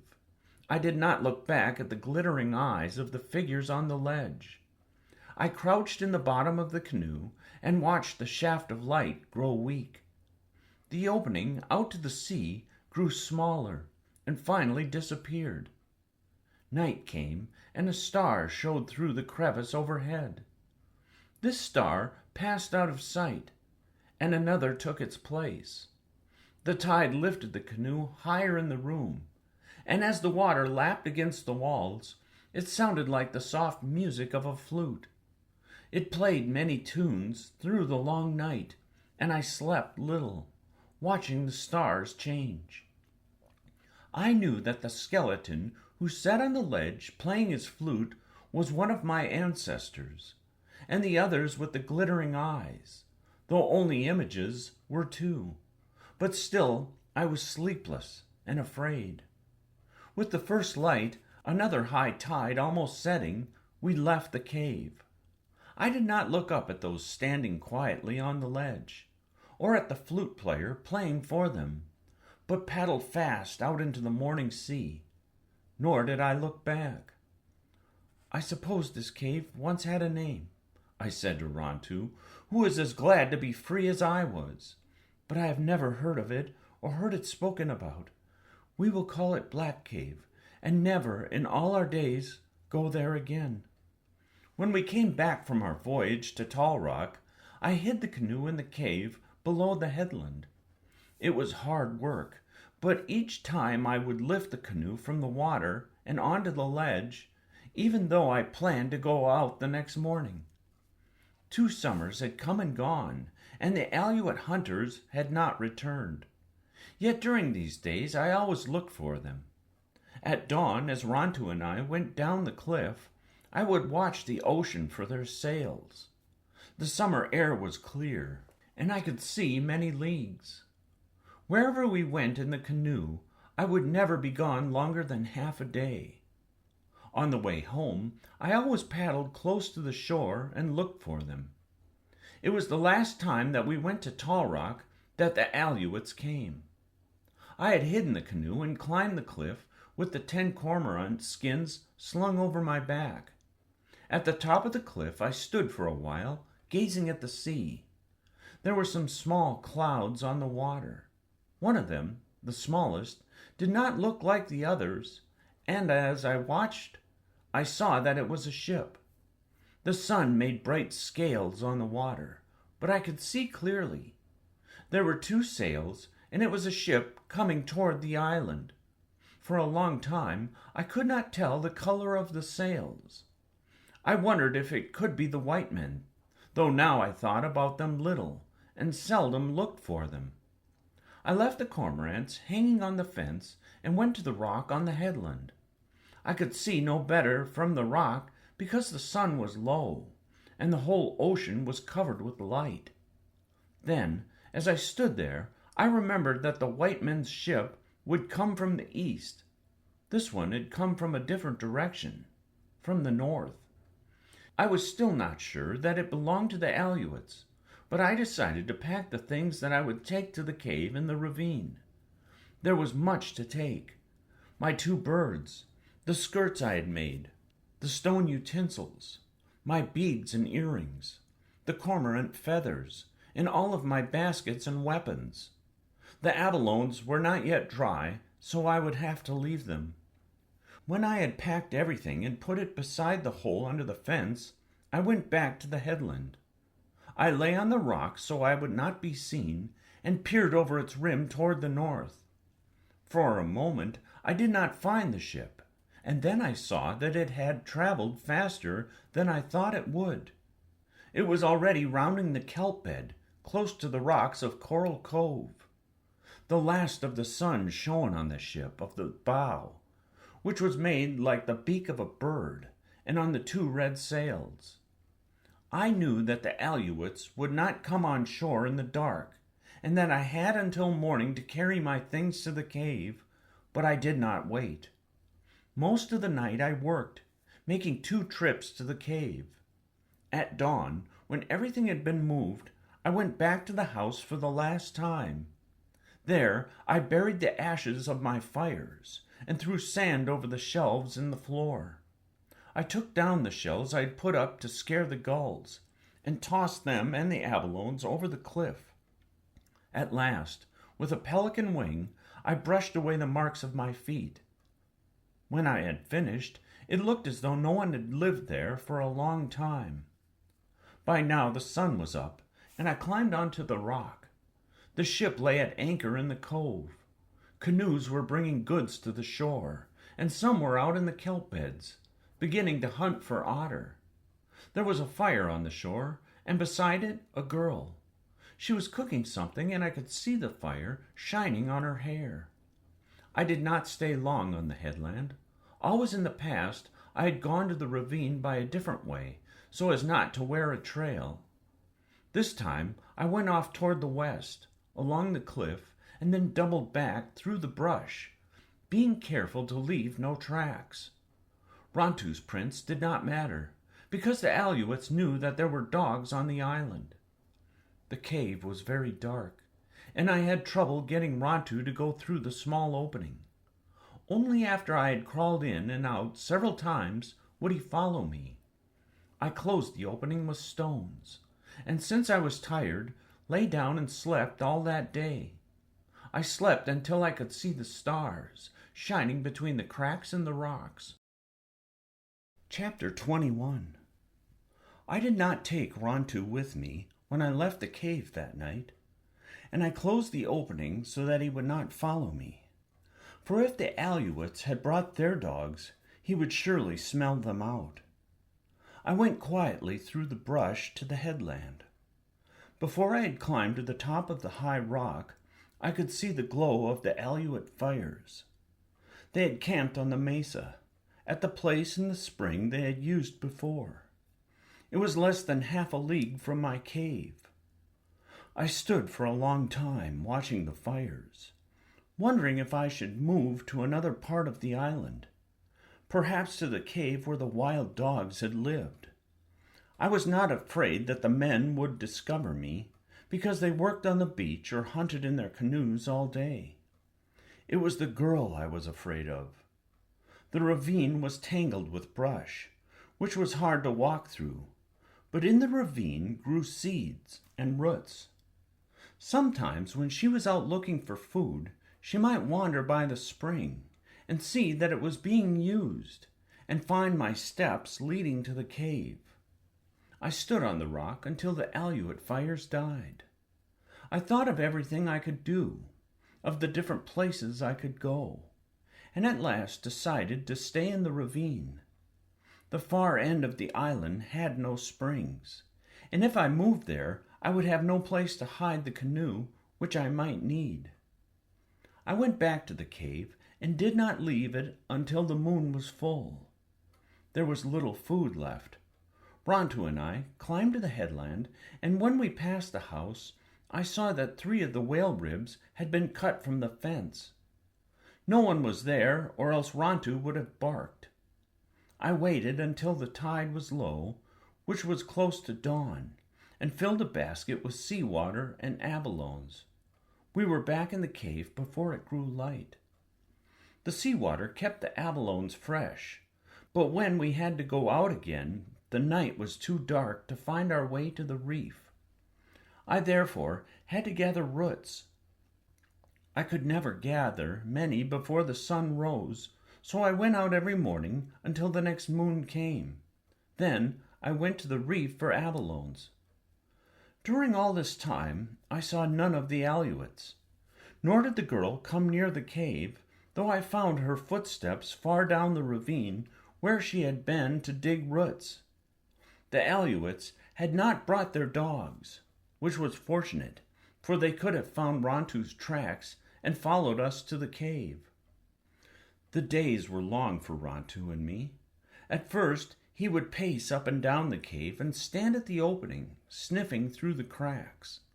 I did not let him out, except when I was with him, for fear he would go to the camp and not come back.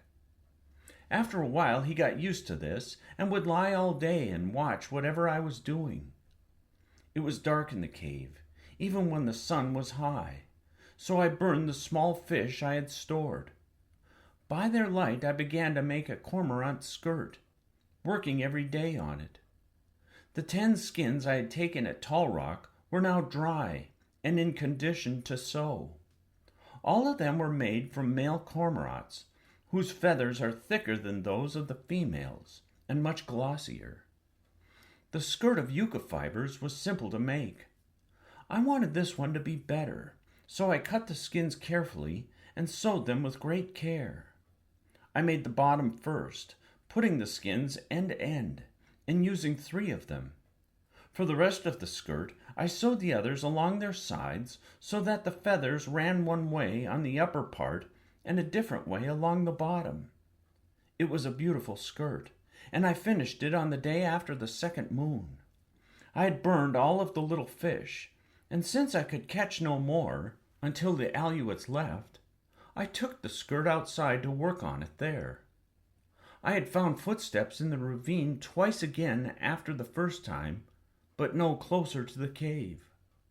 I had begun to feel safe, for the winter storms would soon be here, and the 𝘓𝘓𝘬𝘠s would leave. Before another moon they would be gone.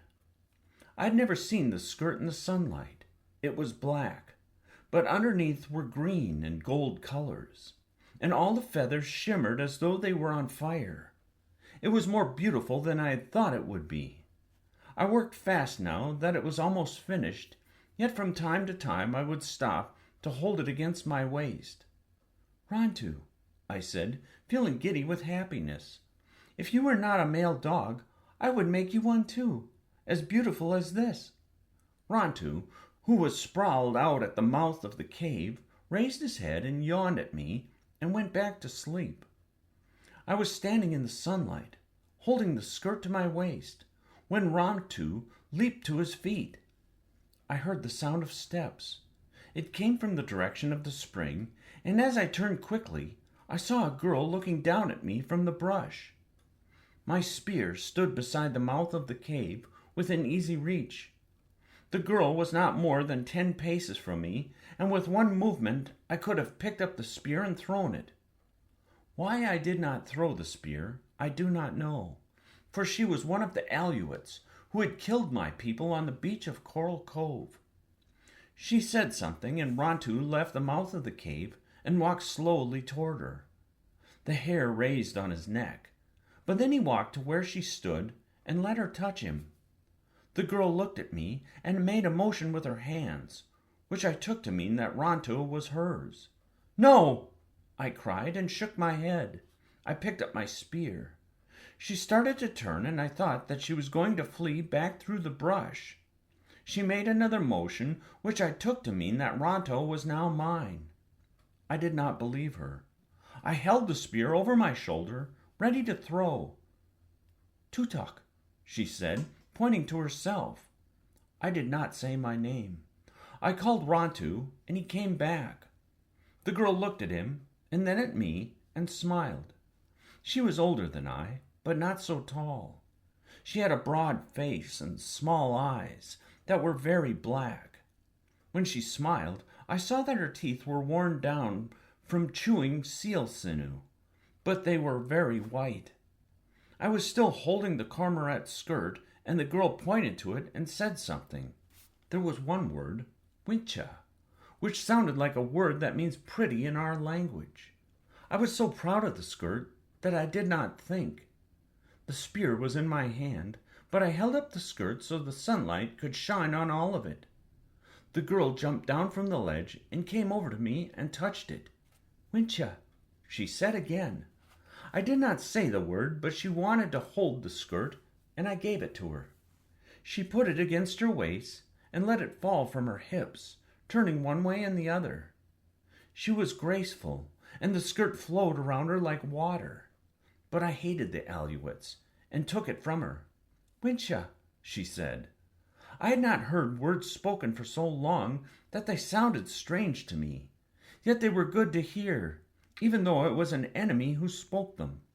She said other words I did not understand, but now as she spoke, she looked over my shoulder toward the cave. She pointed to the cave, and then to me, and made gestures as if she were making a fire. I knew what she wanted me to say, but I did not say it. She wished to know if I lived there in the cave, so she could come back with the men and take me to their camp. I shook my head, and pointed to the far end of the island. Away, away, for I did not trust her. She kept looking toward the cave, but she said nothing more about it.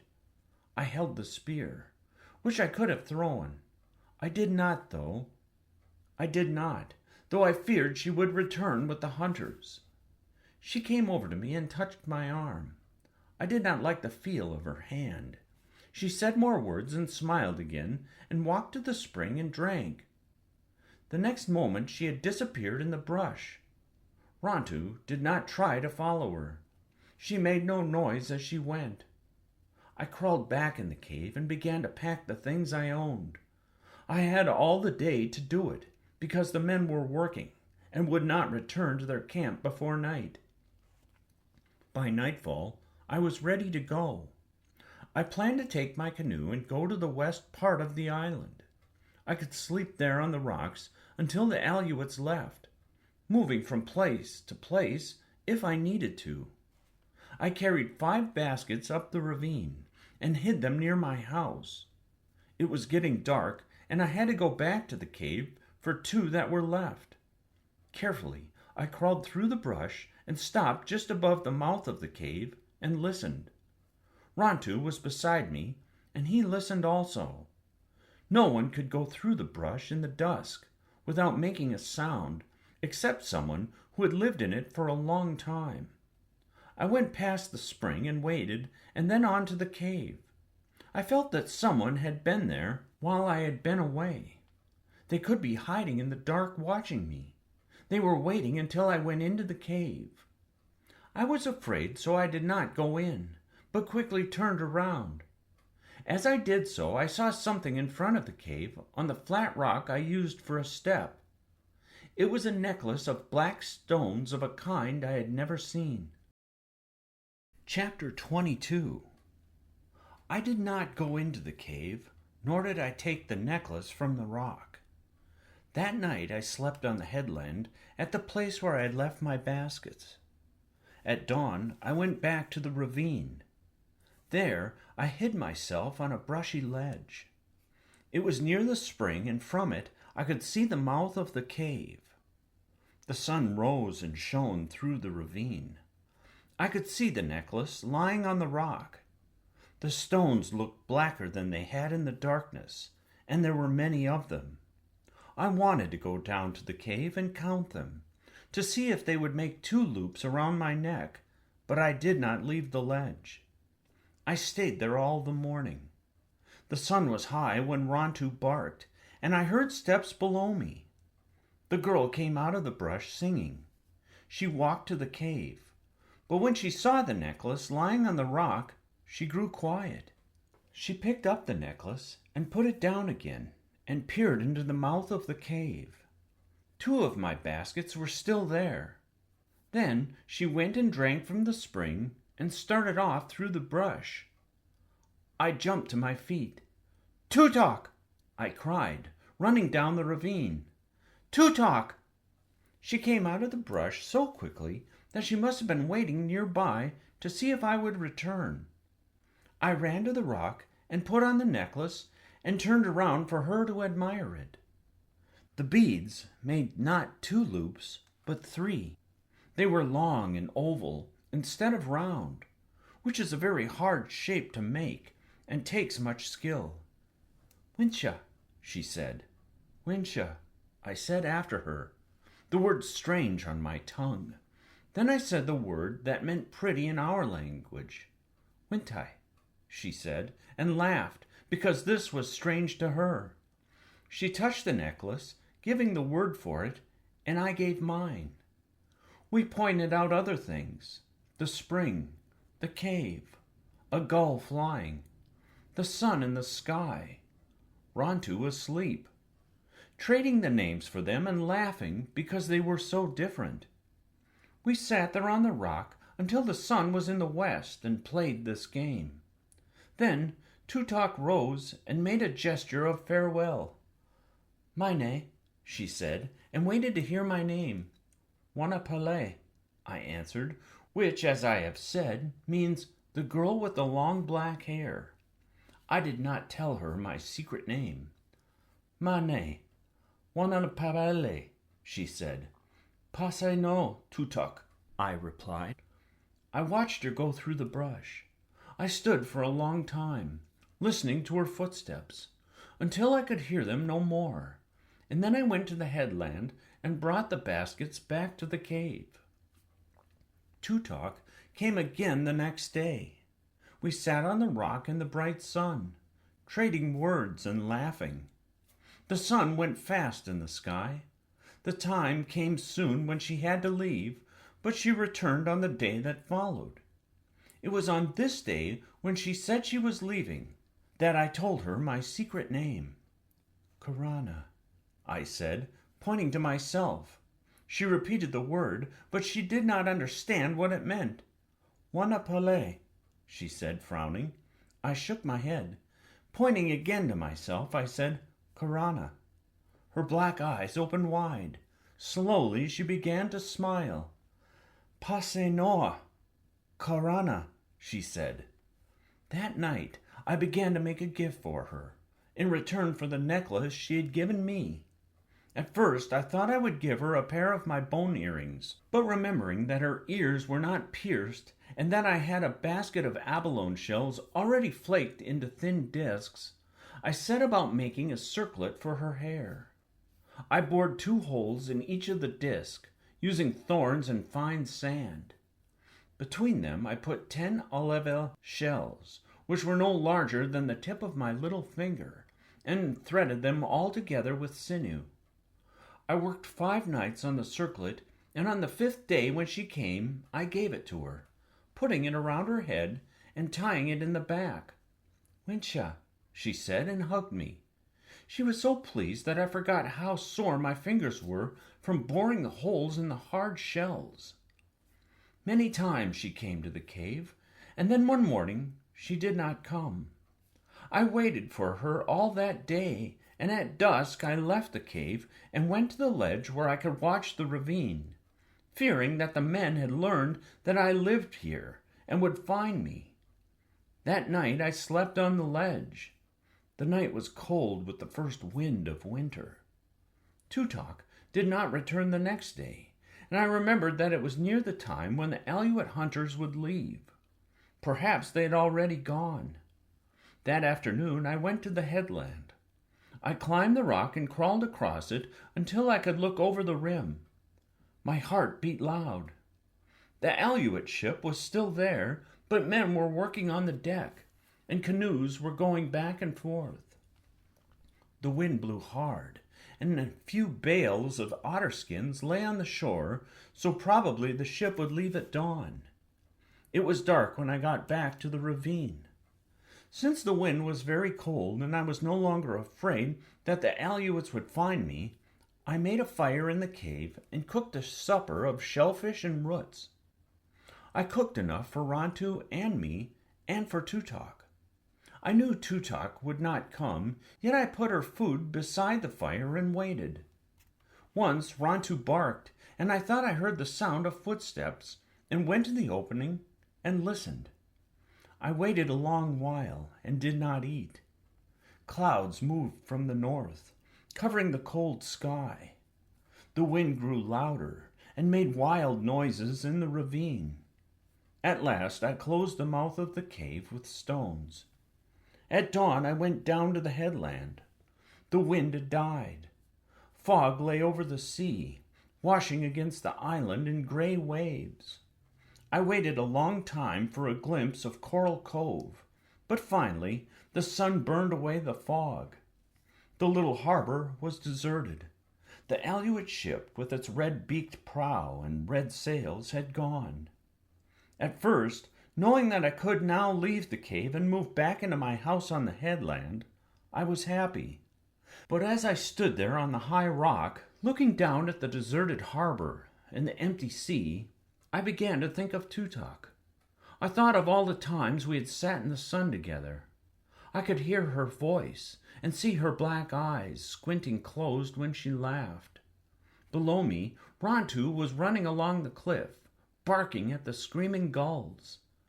Pelicans were chattering as they fished the blue water. Far off, I could hear the bellow of a sea elephant. But suddenly, as I thought of 𝘓𝘪𝘏, the island seemed very quiet. Chapter 23. The hunters left many wounded otter behind them. Some floated in and died on the shore, and others I killed with my spear, since they were suffering and could not live. But I found a young otter that was not badly hurt. It lay in a bed of bull kelp and I would have paddled by it if 𝘊𝘪𝘬𝘦 had not barked. A strand of kelp was wound around its body, and I thought it was sleeping, for often before they go to sleep, they anchor themselves in this way to keep from drifting off. Then I saw there was a deep gash across its back. The otter did not try to swim away as I drew near and reached over the side of the canoe. They have large eyes, especially when they are young, but this one's were so large from fear and pain that I could see my reflection in them. I cut the kelp that held it and took it to a tide pool behind the reef, which was sheltered from the waves. The day was calm after the storm, and I caught 2 fish along the reef. I was careful to keep them alive, because otter will not eat anything that is dead, and left them in the pool. This was early in the morning. That afternoon I went back to the pool. The fish had disappeared, and the young otter was asleep, floating on its back. I did not try to treat its wound with herbs, because salt water heals, and the herbs would have washed off anyway. I brought 2 fish every day and left them in the pool.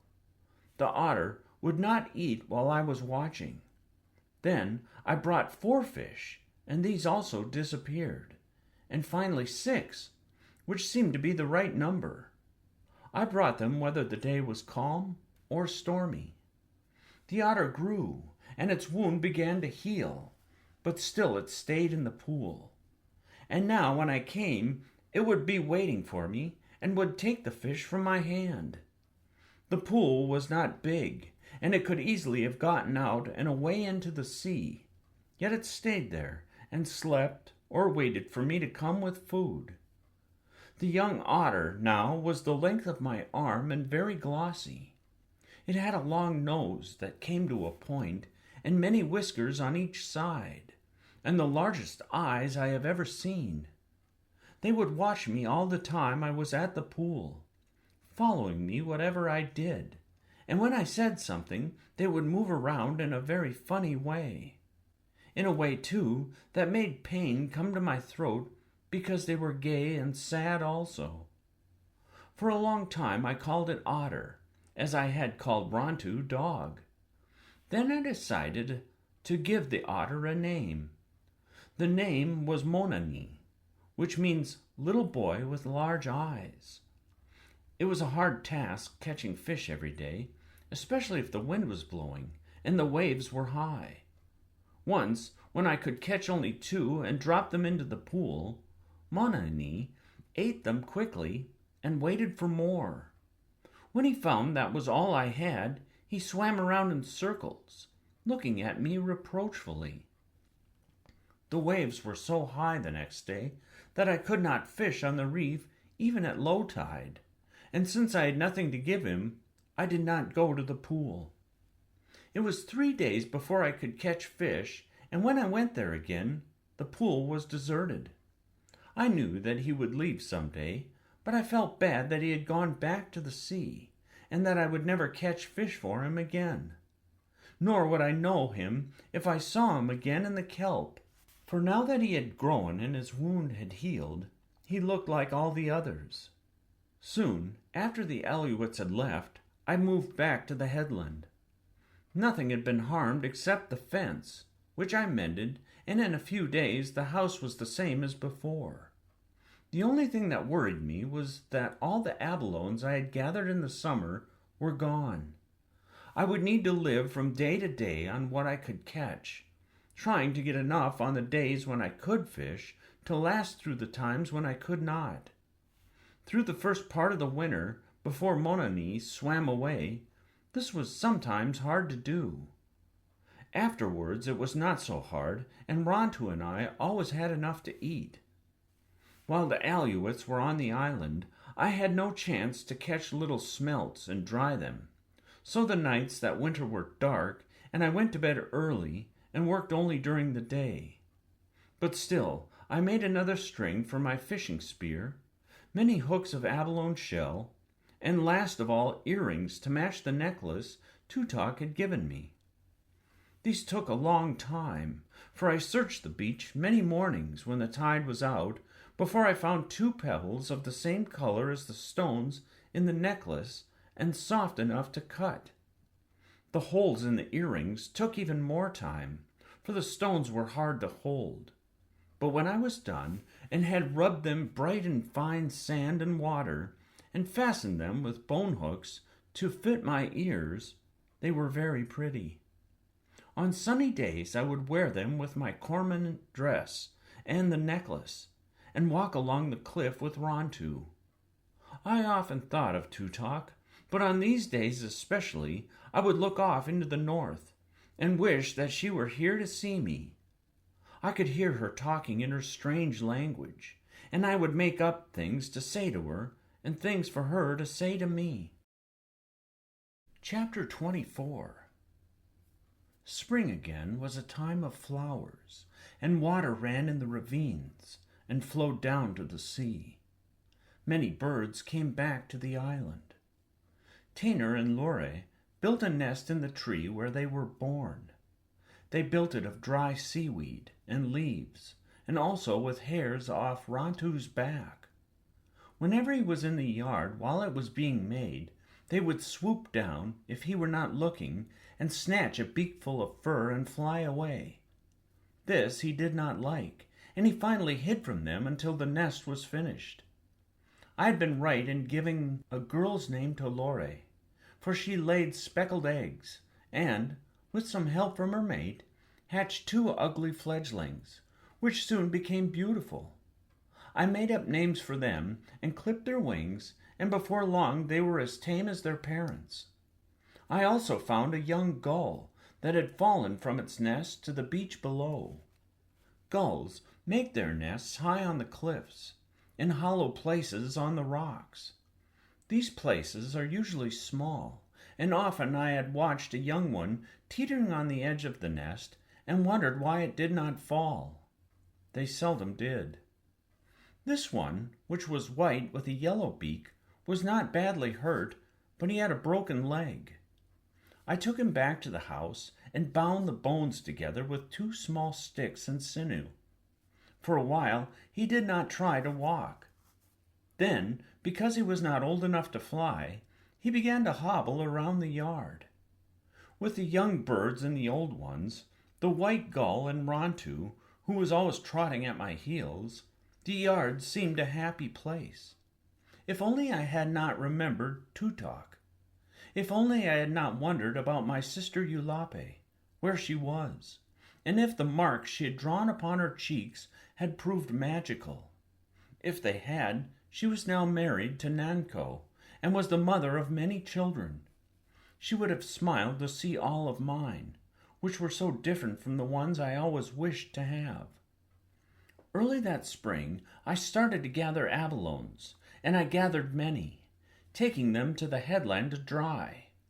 I wanted to have a good supply ready if the Aleutians came again. One day, when I was on the reef filling my canoe, I saw a herd of otter in the kelp nearby. They were chasing each other, putting their heads through the kelp and then going under and coming up again in a different place. It was like a game we used to play in the brush when there were children on the island. I looked for 𝘊𝘠𝑚𝑜𝑛𝑖, but each of them was like the other. I filled my canoe with abalones and paddled toward shore, one of the otter following me. As I stopped, he dived and came up in front of me. He was far away, yet even then I knew who it was. I never thought that I'd be able to tell him from the others, but I was so sure it was 𝘊𝘠𝑚𝑜𝑛𝑖 that I held up one of the fish I had caught. Otter swim very fast, and before I could take a breath, he had snatched it from my hand. For 2 months I did not see him, and then one morning, while I was fishing, he came suddenly out of the kelp. Behind him were 2 baby otter. They were about the size of puppies, and they moved along so slowly that from time to time 𝘊𝘠𝑚𝑜𝑛𝑖 had to urge them on. Sea otter cannot swim when they are first born, and have to hold on to their mother. Little by little she teaches her babies by brushing them away with her flippers, then swimming around them in circles until they learned to follow. 𝘊𝘮𝘬 came close to the reef, and I threw a fish into the water. He did not snatch it as he usually did, but waited to see what the young otter would do. When they seemed more interested in me than in food, and the fish started to swim away, he seized it with his sharp teeth and tossed it in front of them. I threw another fish into the water for 𝘊𝘮𝘬, but he did the same thing as before. Still, the babies would not take the food, and at last, tired of playing with it, swam over and began to nuzzle him. Only then did I know that 𝘊𝘮𝘬 was their mother. Otter mate for life, and if the mother dies, the father will often raise the babies as best he can. This is what I thought had happened to 𝘊𝘮𝘬. I looked down at the little family, swimming beside the reef. 𝘊𝘮𝘬, I said, I am going to give you a new name. It is 𝘊𝘮𝘬, which fits you because it means girl with the large eyes. The young otter grew fast, and soon were taking fish from my hand. But 𝘊𝘮𝘬 liked abalones better. She would let the abalone I tossed to her sink to the bottom, and then dive and come up holding it against her body, with a rock held in her mouth. Then she would float on her back and put the abalone on her breast and strike it again and again with the rock until the shell was broken. She taught her young to do this, and sometimes I sat on the reef all the morning and watched the three of them pounding the hard shells against their breasts. If all otter did not eat abalones this way, I would have thought it was a game played by 𝘊𝘮𝘬 just to please me. But they all did, and I always wondered about it, and I wonder to this time. After that summer, after being friends with 𝘊𝘮𝘬 and her young, I never killed another otter. I had an otter cape for my shoulders, which I used until it wore out, but never again did I make a new one. Nor did I ever kill another cormorant for its beautiful feathers, though they have long, thin necks and make ugly sounds when they talk to each other. Nor did I kill seals for their sinews, using instead kelp to bind the things that needed it. Nor did I kill another wild dog. Nor did I try to spear another sea elephant. 𝘍𝘪𝘵 would have laughed at me, and others would have laughed too, my father most of all. Yet this is the way I felt about the animals who had become my friends, and those who were not, but in time could be. If 𝘍𝘪𝘵 and my father had come back and laughed, and all the others had come back and laughed, still I would have felt the same way. For animals and birds are like people, too, though they do not walk the same or do the same things. Without them, the earth would be an unhappy place. Chapter 25.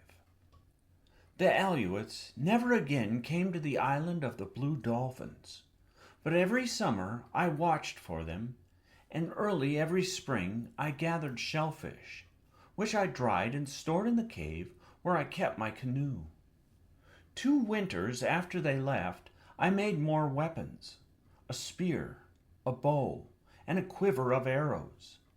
These I also stored in the place beneath the headland, so if the hunters returned, I would be ready to go to another part of the island, to move from cave to cave, living in my canoe if necessary. For many summers after the 𝘊𝘢𝘀s had gone, the herd of otter left Coral Cove. The old otter, which had survived the 𝘊𝘢𝘀s' spears, and by now were aware that summer was a time of danger, would lead the herd away. They went far off to the kelp beds of Tall Rock, where they stayed until the first storms of winter. Often, 𝘊𝘪𝘬 and I would go out to the rock and live there for several days, catching fish for 𝘊𝘮𝘬 and the others I had come to know. One summer, the otter did not leave, the summer that 𝘊𝘪𝘬 died, and I knew that none of the otter who remembered the hunters were left. Nor did I think of them often, nor of the white men who had said they would come back, but did not come. Until that summer, I had kept count of all the moons since the time my brother and I were alone upon the island. For each one that came and went, I cut a mark in a pole beside the door of my house. There were many marks, from the roof to the floor. But after that summer, I did not cut them any more. The passing of the moons now had come to mean little, and I only made marks to count the 4 seasons of the year. The last year I did not count those. It was late in the summer that 𝘊𝘪𝘬𝘦 died. The days since spring, whenever I went to the reef to fish, he would not go with me unless I urged him to. He liked to lie in the sun in front of the house, and I let him, but I did not go so often as in the past. I remember the night that 𝘊𝘪𝘬𝘦 stood at the fence and barked for me to let him out. Usually he did this when the moon was big, and he came back in the morning, but that night there was no moon, and he did not return. I waited all that day for him until almost dusk, and then I went out to look for him. I saw his tracks and followed them over the dunes and a hill to the lair where he had once lived. There I found him, lying in the back of the cave, alone. At first I thought that he had been hurt, yet there were no wounds on him. He touched my hand with his tongue, but only once, and then he was quiet and scarcely breathed. Since night had fallen and it was too dark for me to carry 𝘊𝘪𝘬𝘦 back, I stayed there. I sat beside him through the night and talked to him. At dawn, I took him in my arms and left the cave. He was very light, as if something about him had already gone. The sun was up as I went along the cliff. Gulls were crying in the sky. He raised his ears at the sound, and I put him down, thinking that he wished to bark at them as he always did. He raised his head and followed them with his eyes, but did not make a sound. 𝘊𝘪𝘬𝘦, I said, you have always liked to bark at the seagulls. Whole mornings and afternoons you have barked at them. Bark at them now for me. But he did not look at them again. Slowly he walked to where I was standing and fell at my feet. I put my hand on his chest. I could feel his heart beating, but it beat only twice, very slowly, loud and hollow, like the waves on the beach, and then no more. 𝘊𝘪𝘬𝘦, I cried. Oh, 𝘊𝘪𝘬𝘦! I buried him on the headland. I dug a hole in the crevice of the rock, digging for 2 days from dawn until the going down of the sun, and put him there with some sand flowers and a stick he liked to chase when I threw it, and covered him with pebbles of many colors that I gathered on the shore. Chapter 26. That winter I did not go to the reef at all. I ate the things I had stored and left the house only to get water at the spring. It was a winter of strong winds and rain and wild seas that crashed against the cliffs, so I would not have gone out much even if 𝘊𝘪𝘬𝘦 had been there. During that time I made 4 snares from notched branches. In the summer, once when I was on my way to the place where the sea elephants lived, I had seen a young dog that looked like 𝘊𝘪𝘬𝘦. He was running with one of the packs of wild dogs, and though I caught only a glimpse of him, I was sure he was 𝘊𝘪𝘬𝘦's son. He was larger than the other dogs, and had heavier fur and yellow eyes, and he ran with a graceful stride like 𝘊𝘊𝘬𝘦's. In the spring, I planned to catch him with the snares I was making. The wild dogs came to the headland often during the winter, now that 𝘊𝘊𝘬𝘦 was gone, and when the worst of the storms were over, I set the snares outside the fence and baited them with fish.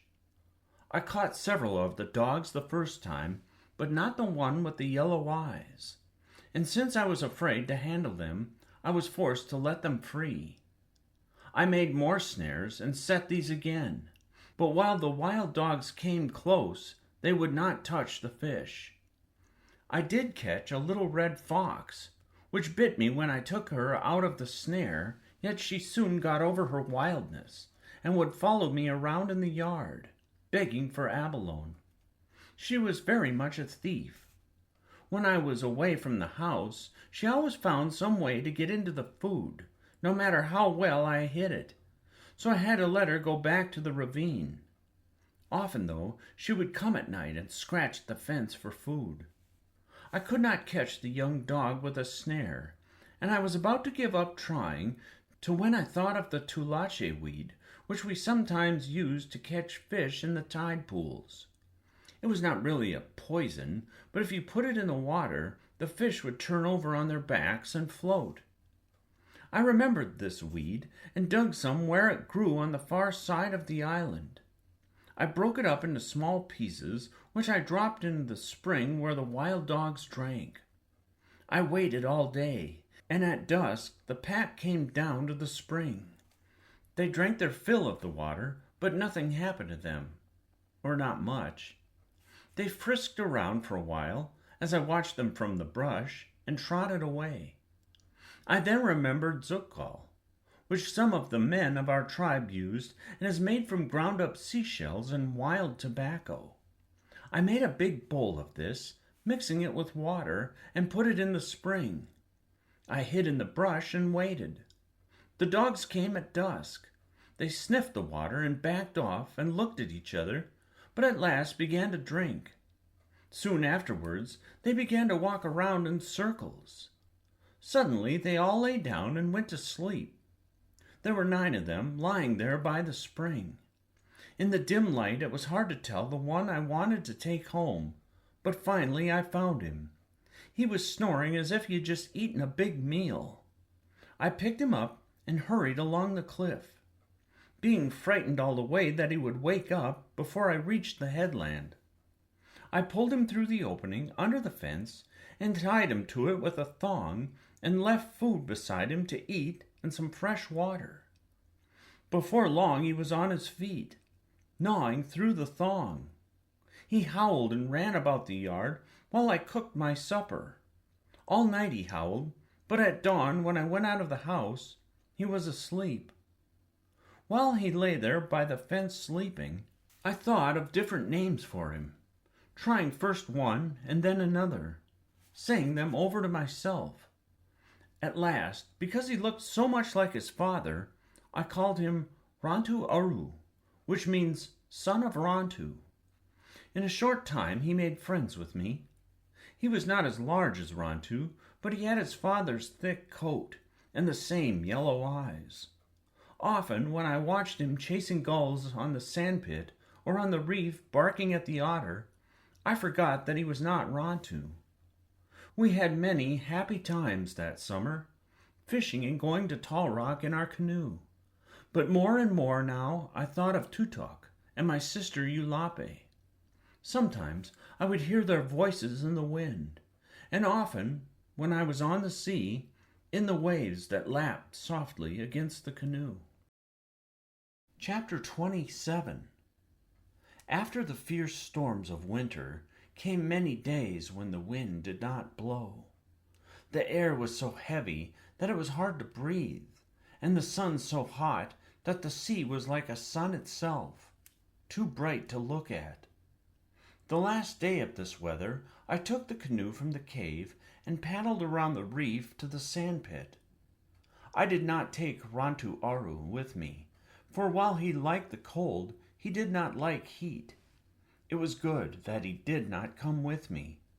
The day was the hottest of all, and the sea shimmered with red light.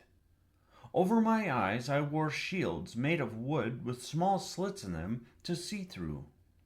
No gulls were flying. The otter lay quiet in the kelp, and the little crabs were deep in their holes. I pulled the canoe up on the beach, which was wet but steaming from the sun. Early every spring I took the canoe to the sandpit and spread fresh pitch in the cracks that needed it. I worked all this morning, stopping from time to time to cool off in the sea. As the sun climbed high, I turned the canoe over and crawled under it and went to sleep in the shade. I had not slept long when I was suddenly awakened by what I thought was thunder. But upon looking out from my shelter, I saw that there were no clouds in the sky, yet the rumbling sound kept on. It came from a distance, from the south, and, as I listened, grew louder. I jumped to my feet. The first thing that caught my gaze was the gleaming stretch of beach on the southern slope of the sandpit. Never in my life on the island had I seen the tide so low. Rocks and small reefs that I did not know were under the sea stood bare in the blinding light. It was like another place. I had gone to sleep and wakened on another island. The air was suddenly tight around me. There was a faint sound as if some giant animal were sucking the air in and in through its teeth. The rumbling came closer out of an empty sky, filling my ears. Then, beyond the gleam of the beach and the bare rocks and reefs, more than a league beyond them, I saw a great white crest moving down upon the island. It seemed to move slowly between the sea and the sky, but it wasn't the sea itself. I tore off the shields I wore over my eyes. In terror, I ran along the sandpit. I ran and stumbled and got up and ran again. The sand shuddered under my feet as the first wave struck. Spray fell around me like rain. It was filled with pieces of kelp and small fish. By following the curve of the sandpit, I could reach the cove and the trail that led to the mesa. But there was no time for this. Water was already rushing around my knees, pulling from every direction. The cliff rose in front of me, and though the rocks were slippery with sea moss, I found a hole for a hand and then a foot. Thus, a step at a time, I dragged myself upward. The crest of the wave passed under me and roared on toward Coral Cove. For a time there was no sound. Then the sea began to seek its old place, running backward in long, foaming currents. Before it could do so, another great wave moved out of the south. Perhaps it would be bigger than the first one. I looked up. The cliff rose straight above me. I could climb no farther. I stood facing the rock, with my feet on a narrow ledge and one hand thrust deep into a crack. Over my shoulder, I could see the wave coming. It did not come fast, for the other wave was still running out. For a while, I thought it would not come at all, because the two suddenly met beyond the sandpit. The first wave was trying to reach the sea, and the second one was struggling toward the shore. Like two giants, they crashed against each other. They rose high in the air, bending first one way and then the other.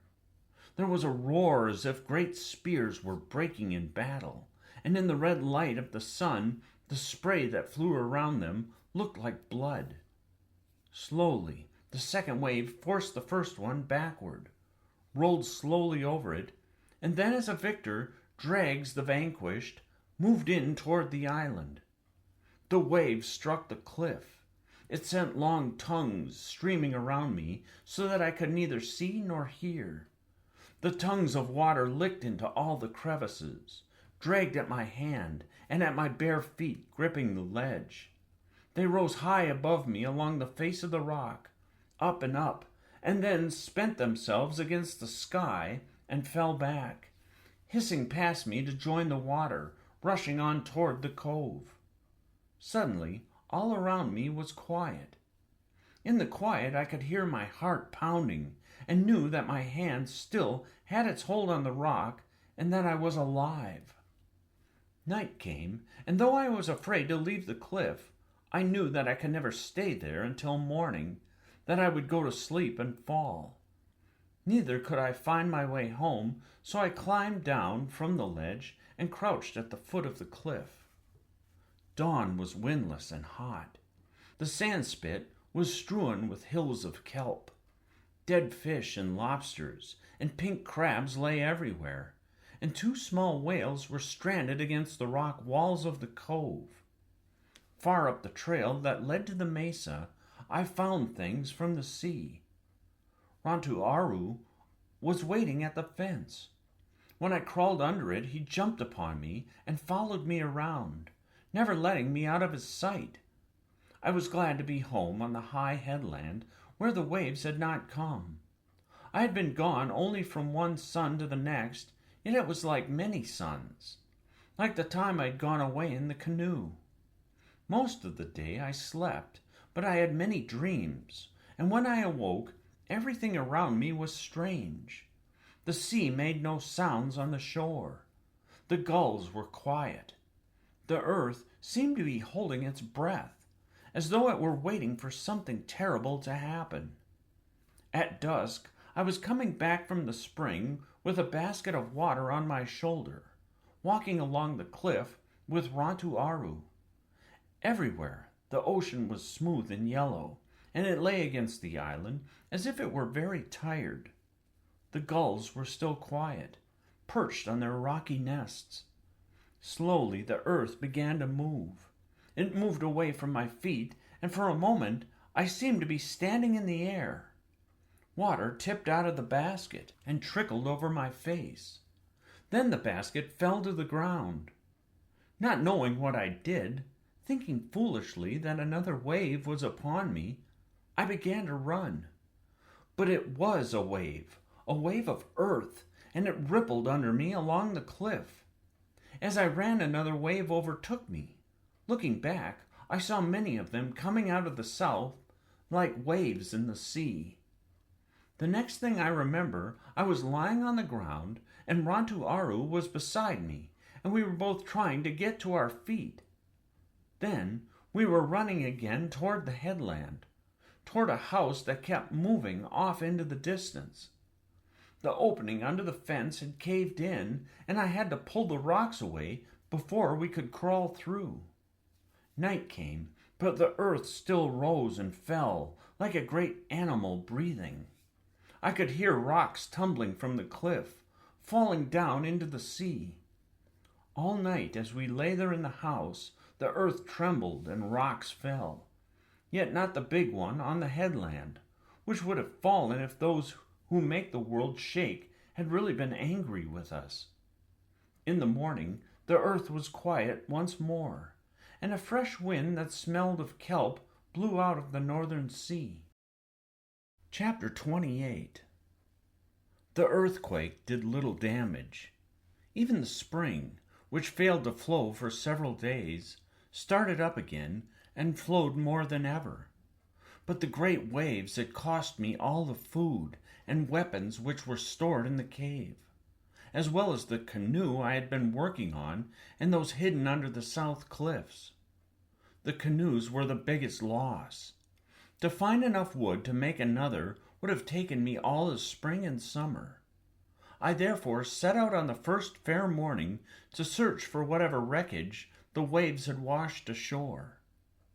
Among the rocks near the south cliffs, I found a part of one canoe, buried in sand and twisted kelp.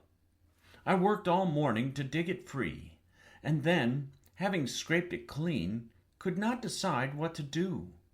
I could cut up the sinews and carry the planks up the cliff 2 at a time on my back and across the dunes to Coral Cove, which meant many days. Or I could build a canoe here on the rocks and take the chance that another storm would wash it away before I was finished. I finally did neither of these things. Choosing a day when the sea was calm, I floated what was left of the canoe and, pushing it in front of me, made my way past the sand spit and into the cove. There I took the wreckage apart and moved the planks up the trail beyond the place where the great waves had reached. I found the remains of my other canoe. It had been washed far back in the cave, and I could not get it out, so I went back to the south cliffs and hunted among the piles of kelp until I had enough pieces of wood, counting what I already had, to begin the building of another. It was late in the spring now. The weather was still unsettled, with light rain falling most of the days. But I started the new canoe anyway, for I needed it to gather shellfish. No longer did I think of the Alouettes, as I have said, yet without a canoe to go where I wanted, I felt uneasy. The The planks were all about the same size, the length of my arm, but they came from different canoes and were therefore hard to fit together. The holes were ready, however, which saved me much labor and time. Another help was the great waves had washed ashore long strings of black pitch, which was often difficult to find on the island, and which I needed. When I had sorted out the planks and shaped them, the work went fast, so that by late spring I was ready to finish the seams. It was on a windy morning that I made a fire to soften the pitch. The wind was cold, and it took a long time to get the fire going. To hasten it, I went down to the beach for dry seaweed. I had started back with my arms filled when I turned to look at the sky, thinking from the feel of the wind that a storm might be close. Off to the north the skies were clear, but in the east, from whence storms sometimes came at this season, stood banks of gray clouds, one on top of the other. At this moment, in the deep shadows cast by the clouds, I saw something else. Forgetting that I was carrying a load of seaweed, I threw up my arms. The seaweed fell to the ground. A sail, a ship, was there on the sea, halfway between the horizon and the shore.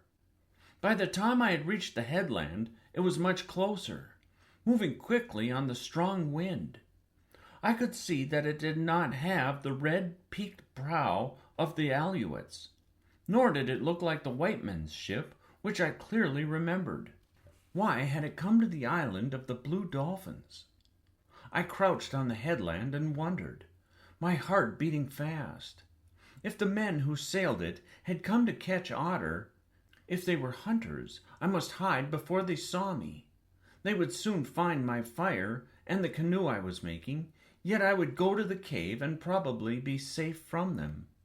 But if they had been sent by my people to take me away, then I should not hide. The ship moved slowly between the black rocks and into Coral Cove. I could see the men now, and they were not 𝘓𝘓𝘓𝘬𝘓𝘓. They lowered a canoe, and two of the men paddled toward the beach. The wind had begun to blow hard, and the men had trouble landing. Finally, one of them stayed behind in the canoe, and the other, the man without a beard, jumped into the water and came along the beach and up the trail. I could not see him, but after a while I heard a shout, then another, and I knew that he had found my fire and the canoe. The man he had left in the cove did not answer, nor did the men on the ship, so I was sure that he was calling to me. I crawled down from the rock and went to the house. Since my shoulders were bare, I put on my otter cape. I took my cormorant skirt and the abalone box in which I kept my necklace and earrings. With 𝘍𝘳𝘪𝘬𝘬, I then went along the trail that led to Coral Cove. I came to the mound where my ancestors had sometimes camped in the summer. I thought of them and of the happy times spent in my house on the headland, of my canoe lying unfinished beside the trail. I thought of many things, but stronger was the wish to be where people lived, to hear their voices and their laughter. I left the mound and the green grass growing on it among the white shells. I could no longer hear the man calling, so I began to run. When I came to the place where the two trails met, where I had built my fire, I found the footsteps the man had left. I followed them down to the cove. The canoe had gone back to the ship. The wind was screaming now, and mist blew in across the harbor, and waves began to pile up on the shore. I raised my hand and shouted. I shouted over and over, but the wind carried my voice away. I ran down the beach and waded into the water. The men did not see me. Rain started to fall, and the wind drove it against my face. I waded farther out through the waves, raising my arms to the ship. Slowly it moved away in the mist. It went toward the south. I stood there until it was out of sight. Chapter 29. After 2 more springs had gone, on a morning of white clouds and calm seas, the ship came back. At dawn I saw it from the headland far out on the horizon. When the sun was overhead, it lay anchored in Coral Cove. Until the sun went down, I watched from the headland while the men made a camp on the shore and built a fire. Then I went to my house. All night I did not sleep, thinking of the man who once had called to me. I had thought of his voice calling for a long time, since the night of the storm when the ship had sailed away. Every day during those 2 springs and 2 summers, I had gone to the headland and watched, always at dawn and again at dusk. In the morning, I smelled smoke from their fire. I went down to the ravine and bathed in the spring and put on my otter cape and my cormorant skirt. I put on the necklace of black stones and the black earrings. With blue clay, I made the mark of our tribe across my nose. Then I did something that made me smile at myself. I did what my older sister 𝘍𝘪𝘬𝘓𝘓 had done when she left the island of the blue dolphins. Below the mark of our tribe, I carefully made the sign which meant that I was still unmarried. I was no longer a girl, yet I made it anyway, using the blue clay and some white clay for the dots. I went back to the house then and built a fire and cooked food for 𝘠𝘪𝘬𝘷𝘦 and me. I was not hungry, and he ate my food and his too. "We are going away," I said to him, "away from our island." But he only put his head to one side, as his father often had done, and when I said no more, he trotted out to a sunny place and lay down and fell asleep. Now that the white men had come back, I could not think of what I would do when I went across the sea, or make a picture in my mind of the white men and what they did there, or see my people who had been gone so long, nor, thinking of the past, of the many summers and winters and springs that had gone, could I see each of them. They were all one, a tight feeling in my breast, and nothing more. The morning was full of sun. The wind smelled of the sea, and the things that lived in it. I saw the men long before they saw the house on the headland, far off on the dunes to the south. There were 3 of them, 2 tall men and one who was short and wore a long gray robe. They left the dunes and came along the cliffs, and then, seeing the smoke from the fire which I kept burning, they followed it, and at last reached my house. I crawled under the fence and stood facing them. The man in the gray robe had a string of beads around his neck, and at the end of it was an ornament of polished wood. He raised his hand and made a motion toward me, which was the shape of the ornament he wore. Then one of the 2 men who stood behind him spoke to me. His words made the strangest sounds I have ever heard. At first I wanted to laugh, but I bit my tongue. I shook my head and smiled at him. He spoke again, slowly this time, and though his words sounded the same as before and meant nothing to me, they now seemed sweet. They were the sound of a human voice. There is no sound like this in all the world. The man lifted his hand and pointed toward the cove and made a picture in the air of what could have been a ship. To this I nodded, and myself pointed to the 3 baskets I had placed by the fire, making a gesture of taking them with me to the ship, also the cage in which I'd put 2 young birds. There were many gestures before we left, though the 2 men spoke among themselves. They liked my necklace, the cape, and the cormorant skirt that shone in the sun. But when we got to the beach, where their camp was, the first thing the man who spoke the most did was tell the other men to make me a dress. I knew this is what he said because one of them stood in front of me and held up a string from my neck to my feet and across my shoulders. The dress was blue. It was made of 2 trousers, just like those the white men were wearing. The trousers were cut up into pieces, and then one of the men sat down on a rock and put them together again with white string. He had a long nose, which looked like the needle he used.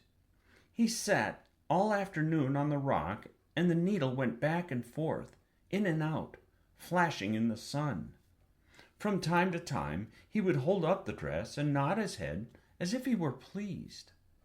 I nodded as if I were pleased too, but I was not. I wanted to wear my cormorant skirt and my otter cape, which were much more beautiful than the thing he was making. The dress reached from my throat to my feet, and I did not like it, either the color of it or the way it scratched. It was also hot. But I smiled and put my cormorant skirt away in one of the baskets to wear when I got across the sea, some time when the men were not around. The ship stayed in Coral Cove 9 days. It had come for otter, but the otter had gone. Some must have been left, after all, who remembered the 𝘓𝘓𝘬𝘓𝘓𝑦𝑡𝑠, for on that morning there were none to be seen. I knew where they had gone. They had gone to Tall Rock, but when the men showed me the weapons they had brought to kill the otter, I shook my head and acted as though I did not understand. They pointed to my otter cape, but I still shook my head. I asked them then about the ship that had taken my people away many years before, making the signs of the ship and pointing to the east, but they did not understand. Not until I came to Mission Santa Barbara and met Father Gonzalez did I learn from him that this ship had sunk in a great storm soon after it reached his country, and that on the whole ocean thereabouts there was no other. For this reason the white men had not come back for me. On the 10th day we sailed. It was a morning of blue skies and no wind. We went straight toward the sun. For a long time I stood and looked back at the island of the blue dolphins. The last thing I saw of it was the high headland. I thought of 𝘓𝘪𝘬𝘦 lying there beneath the stones of many colors, and of 𝘊𝘰𝘮𝑗, wherever she was, and the little red fox that would scratch in vain at my fence, and my canoe hidden in the cave, and of all the happy days. Dolphins rose out of the sea and swam before the ship. They swam for many leagues in the morning through the bright water, weaving their foamy patterns. The little birds were chirping in their cage, and 𝘊𝘪𝘬𝘓𝘪 sat beside me. The end.